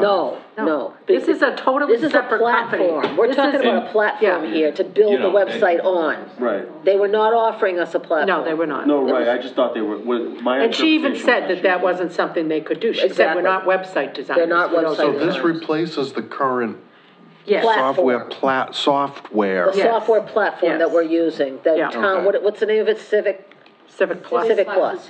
We're replacing Civic Plus with this Revise, which we're already paying for Civic Plus. And if we, let me ask you this, why aren't we sticking with Civic Plus and just overhauling? It's complex, I think. 20 years in the business. 20 years in business, and they have 23, 2,300 sites launched. And a team of 40. I mean, why aren't we just overhauling our current website? Well, Civic Plus has become expensive, and I believe, just to upgrade it, it's about $40,000. Yes. And to go to a whole new platform with Civic Plus, with Revise, it's $18,900 for the new platform, but then they're, hold on, let me just get to there. Can I just tell you, I don't think there's anybody here that doesn't think our website needs to be more intuitive and user-friendly. But it's only as good as the people posting to the website and maintaining it and being consistent with what we're putting out there. Right. And I feel that we are failing on. We are failing on that, but that was one of the things that they were going to work with us on, was getting someone trained to use and do the updates, et cetera, and it was gonna be an easier interface for even departments She did say to do that. their updates too.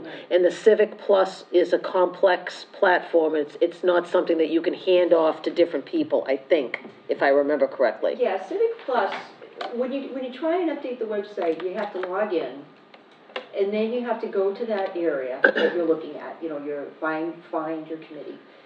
And I have to write down the instructions, because then you go to edit the post, or to add a post, but then you have to create an event in the contents, then you go into that, and then you upload the agenda. So it's really complex. I mean, if you don't do it every day, it's something that you have to look at notes.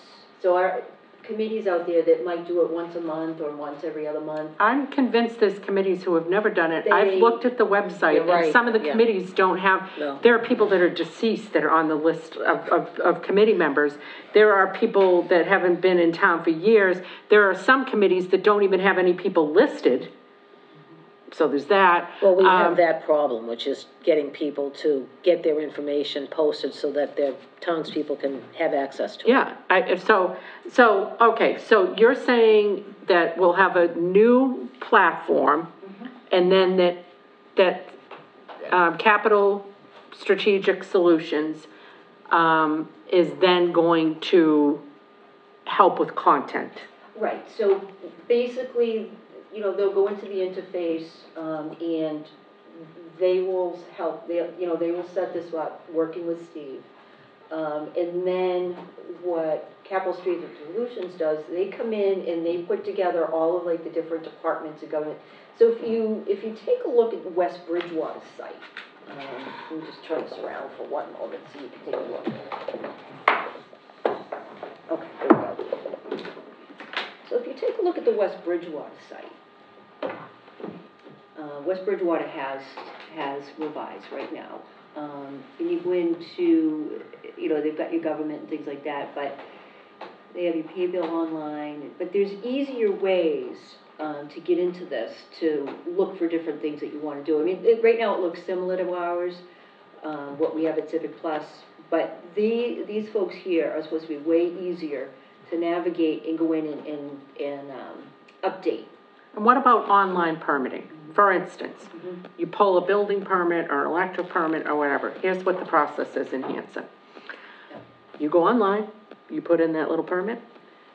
You'd think that it was online, the whole thing was online, but it is not. You cannot actually pay that fee until you are told by the treasurer collector's office, you get a separate email from them that there's a fee that is due the following day, or if somebody's, you know, if it's a holiday or Friday, whatever, it might be like the next business day. This is not an online, incredibly intuitive, customer-friendly process. Are we going to be addressing that in the, like, are we doing the online permitting as part of the new platform? Yes, so right now. Because I know we had money that we had gotten to do that, and it got mothballed for whatever, I really am unclear on why. And we've never moved forward with the online permitting. And we've never moved forward with having a centralized database so that all of the land use boards can see what's going on with any one piece of property at any one time. And it's mind-boggling to me that we still have to go from office to office to office if you want to find out, you know, things from the assessor or the treasurer collector.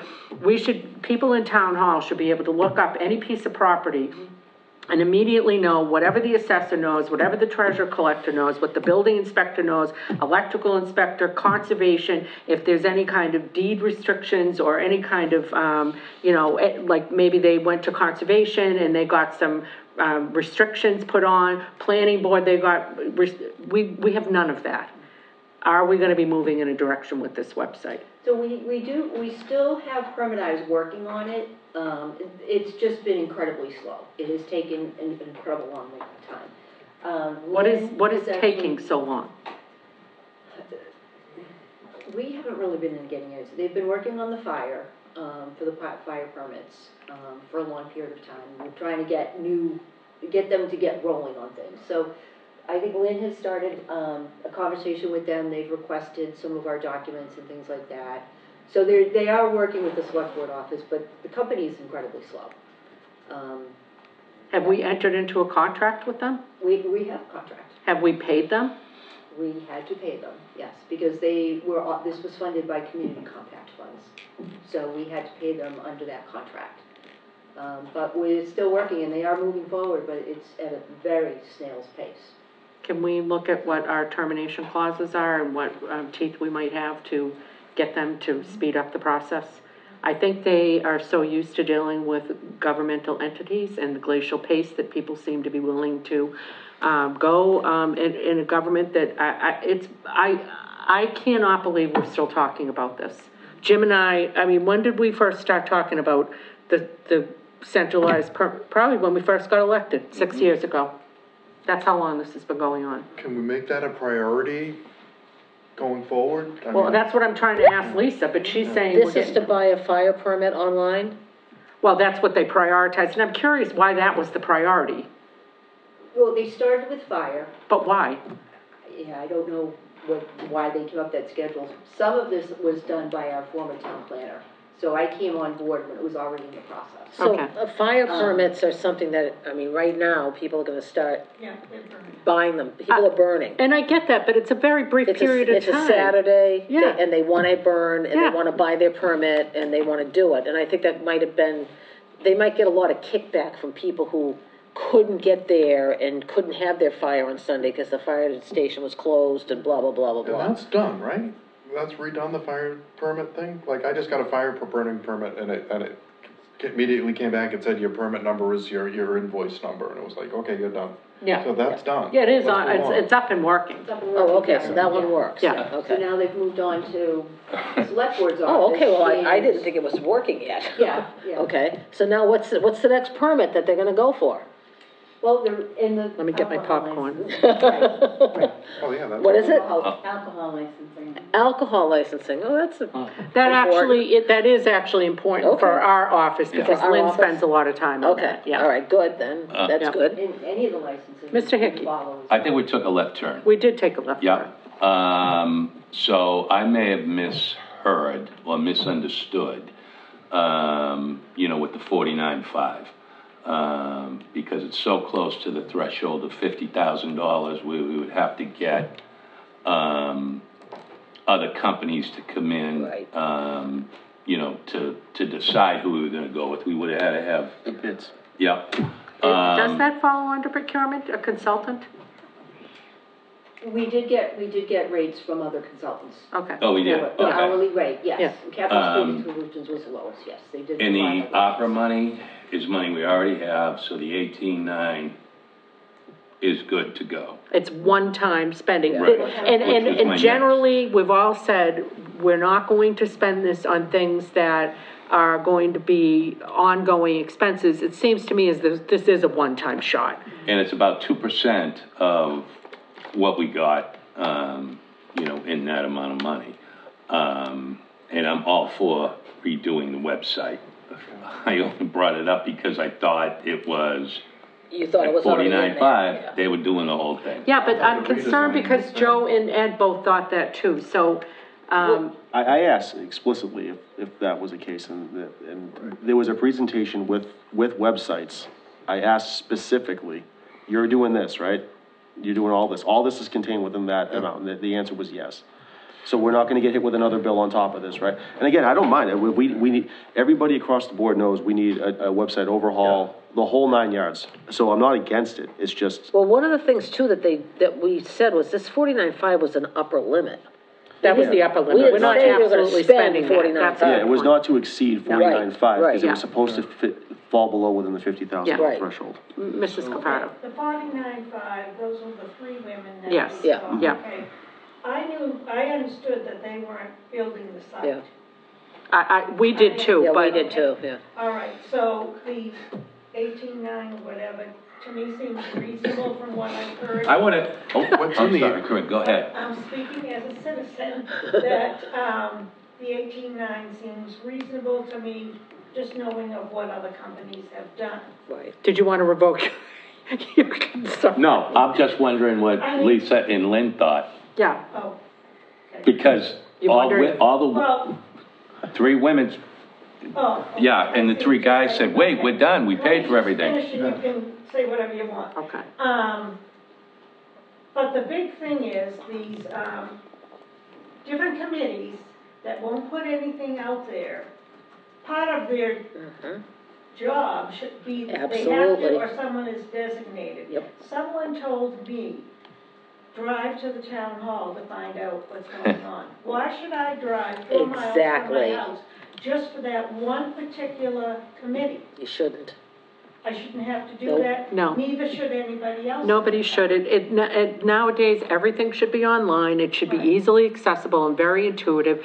And the thing is we can do all kinds of great work, all these committees and town hall employees and everything else. But if people don't have a way to find out about it or read about it or learn about it, it's for naught. So, And also, we have all these committees that are doing great work that are not working with each other. we're working on that. The I know, but this is what I'm saying. strategic plan is starting to. The transparency getting should there. make it easier for everybody to work together. Yes, agreed. All right, well, we have gone down a lot of wormholes, in this conversation. Mr. Hickey, I thank you for asking the question. I would like to make a motion that, we let, Mr. Light Hillhead. Bright, company at $18,900, from opera funds redesign our website. Mr. Hill. My only concern being, what does that mean? Are we gonna come back 2 weeks later, 2 months later, say, what, well, I thought they were gonna, I thought you just said they were gonna not host, but are they the software that, It's the software. are they just platform. redesigning, like, Yes, it's they're a gonna software rewrite- platform is It's a software different. platform that they build the website on. Software platform is a different entity than redesigning a And the website. ladies were going to help us. Do you know what I mean? That's two different things. Well, you Are they have providing a Bones, software You have platform Bones. and redesigning the We're buying website? the Bones Yes. with the That's the 18.9, concern. and the ladies are gonna help us with content Right. They're the community. on it, yeah. This says 18.9 to redesign the website. That's a lot No, of you're money to right, you're right. redesign the website, So, but they're providing a Lisa, software I do think that it needs to platform. say they're providing the software, because we're using their software. They're not just doing a redesign. We're using their software, and then, yes, by virtue of using their software, we are redesigning our website. But it's not like they're using our current platform and going in and redesigning it. Because we could go today and say, okay, we want to buy Revise's platform, Yes. and it'll cost us X amount of money per year to keep that. And then we want to redesign the website. It almost seems like Well, they are two different things. they're Yeah, two totally different The things. way this reads is that is exactly what they said they were going to do. So if this 18.9 is to, ARPA funds is to purchase a new software platform, and that's what we gotta do, that's what we gotta do. Yes. I still stand Okay. by that, I was under the impression that all this was wrapped up in that Did you 49.5, ladies but- remember, what did you hear the ladies say? Yeah. Did you hear them say that they were gonna redo the website? Oh, boy. We're asking for the females, what did they hear? Yeah, we're done. We beat this one to Yeah, death. no, I know, I'm good with it. I just think that the motion has to be clear, that this 18.9 is, ARPA funds is to, authorize the purchase of a new platform. And redesign the website? That's still up in the air. The platform would be the website. It's gonna be the website. No, that's two No, different it's two different things. things. It's two different Yeah, it's two things. completely different things. All right, you know what? Do I you can go need buy this- software. Can you get us more, can you get Yeah, well, a proposal did you give us a proposal from them? I have the contract up from Capital Strategic. No, you know what, From- Lisa, I think, For the revised? yeah, I think we need to table this conversation, and we will discuss it at our next meeting. And we are going to need details on what the contract from Capital Strategic Solutions includes, and what the contract from the other company includes, and we need clarity on roles and responsibilities. And I think that will give everybody a little bit more comfort. And I will rewatch the selectmen's meeting, even though I hate doing that. Well, it's not pretty. Okay. All right, well, we have beaten that nag to death, and it's going off to the glue factory. So, we are on to award certificate for Eagle Scout John, AKA Jack Dunn. That's, if you remember, Before I came on I think it was maybe, it might have been July, possibly, June or July. Okay, So Jack Dunn came before us, regarding, building small little libraries for Meeting House Lane, for the residents of Meeting House Lane to do like a book exchange. oh yeah, that was great. Yes, so he has created the two little libraries, did the fundraising. I have not seen them yet, but I understand that they are there. Okay, I saw pictures, they look great. Jack did a great job. All right, so we don't need a vote, but you need us to sign that. Yes, and Okay. there is a, And then citation for we will that. move on while we were signing, we will multitask, and we will talk about the 2023 annual licensing for common victualler Shaw's Supermarkets 1409.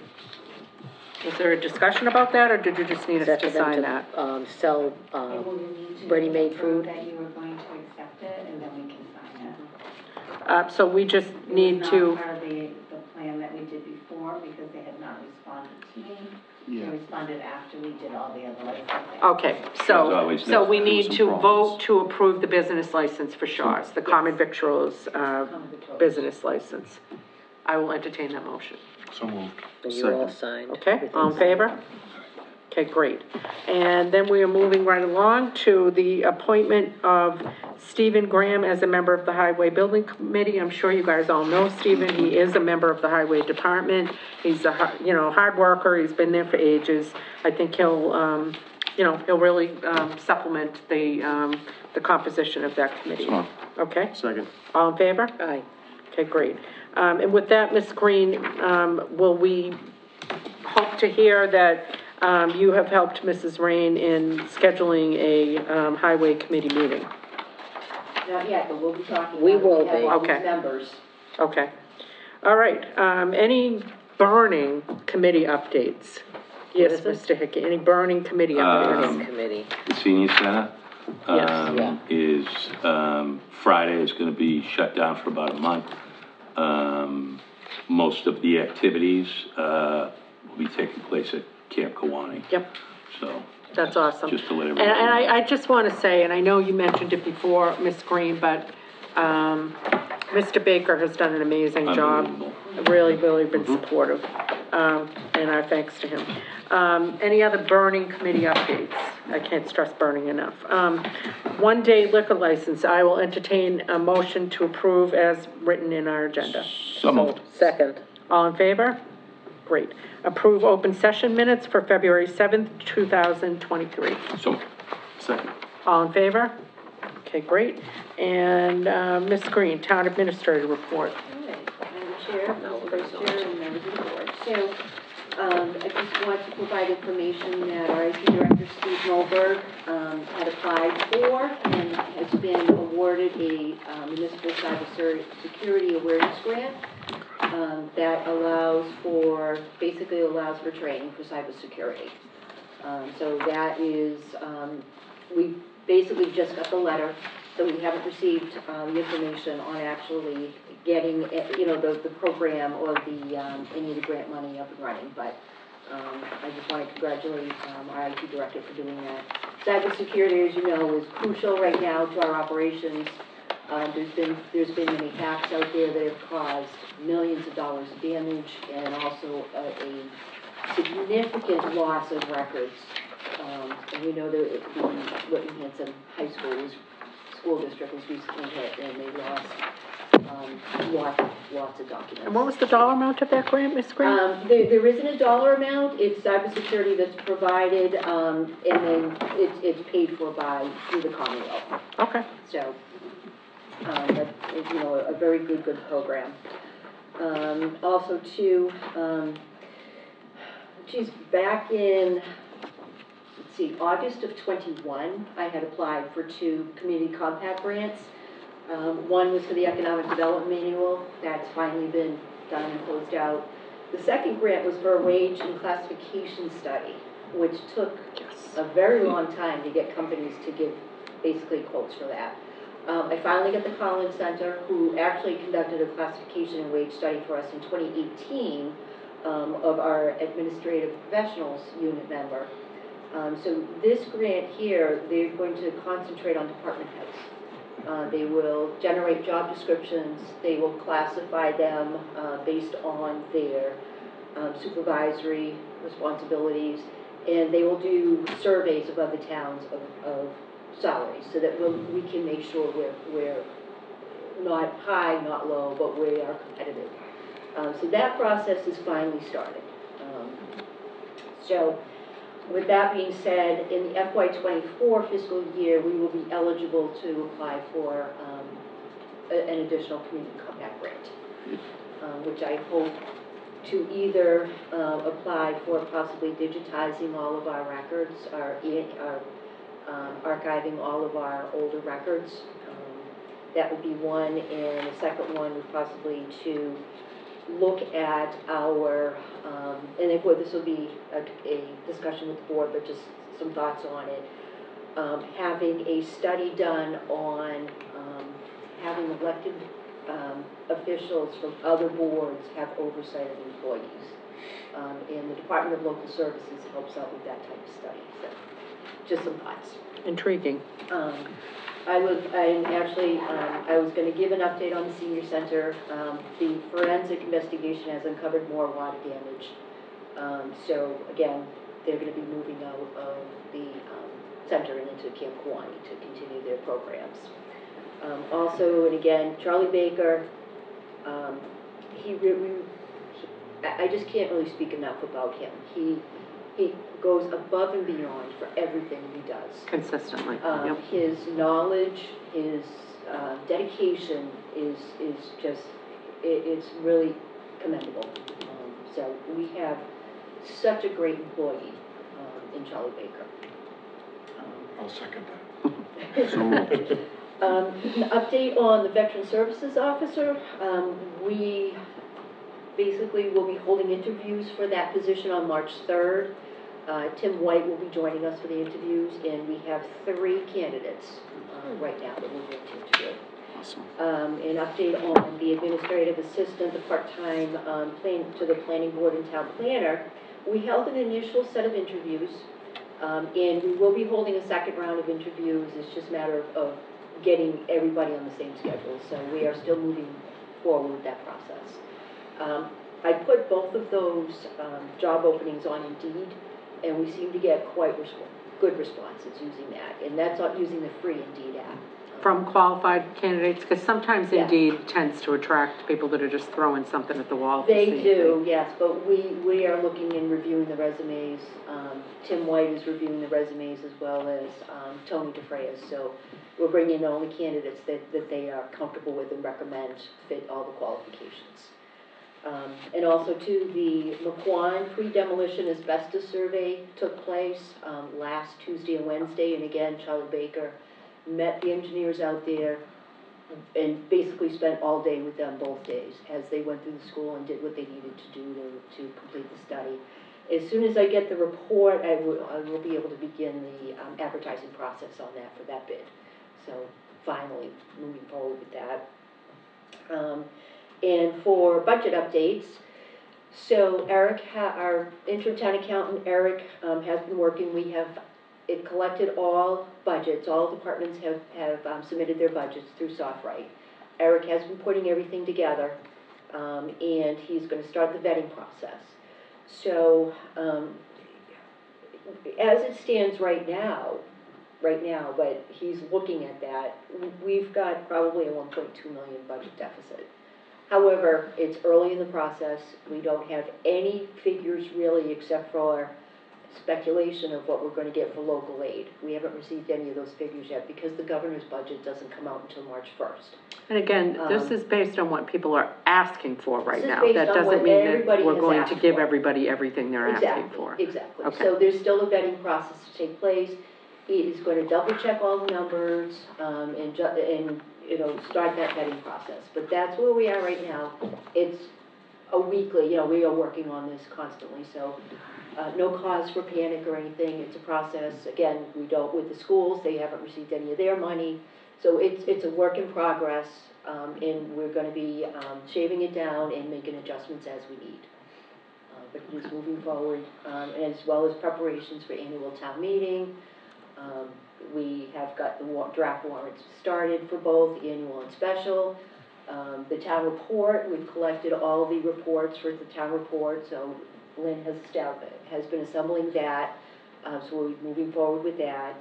And everything's looking good for where we are right now in our scheduling. Okay, that's great. Any questions for Ms. Green? Okay, with that, I will entertain a motion to adjourn our open session. So moved. Second. All in favor? Aye.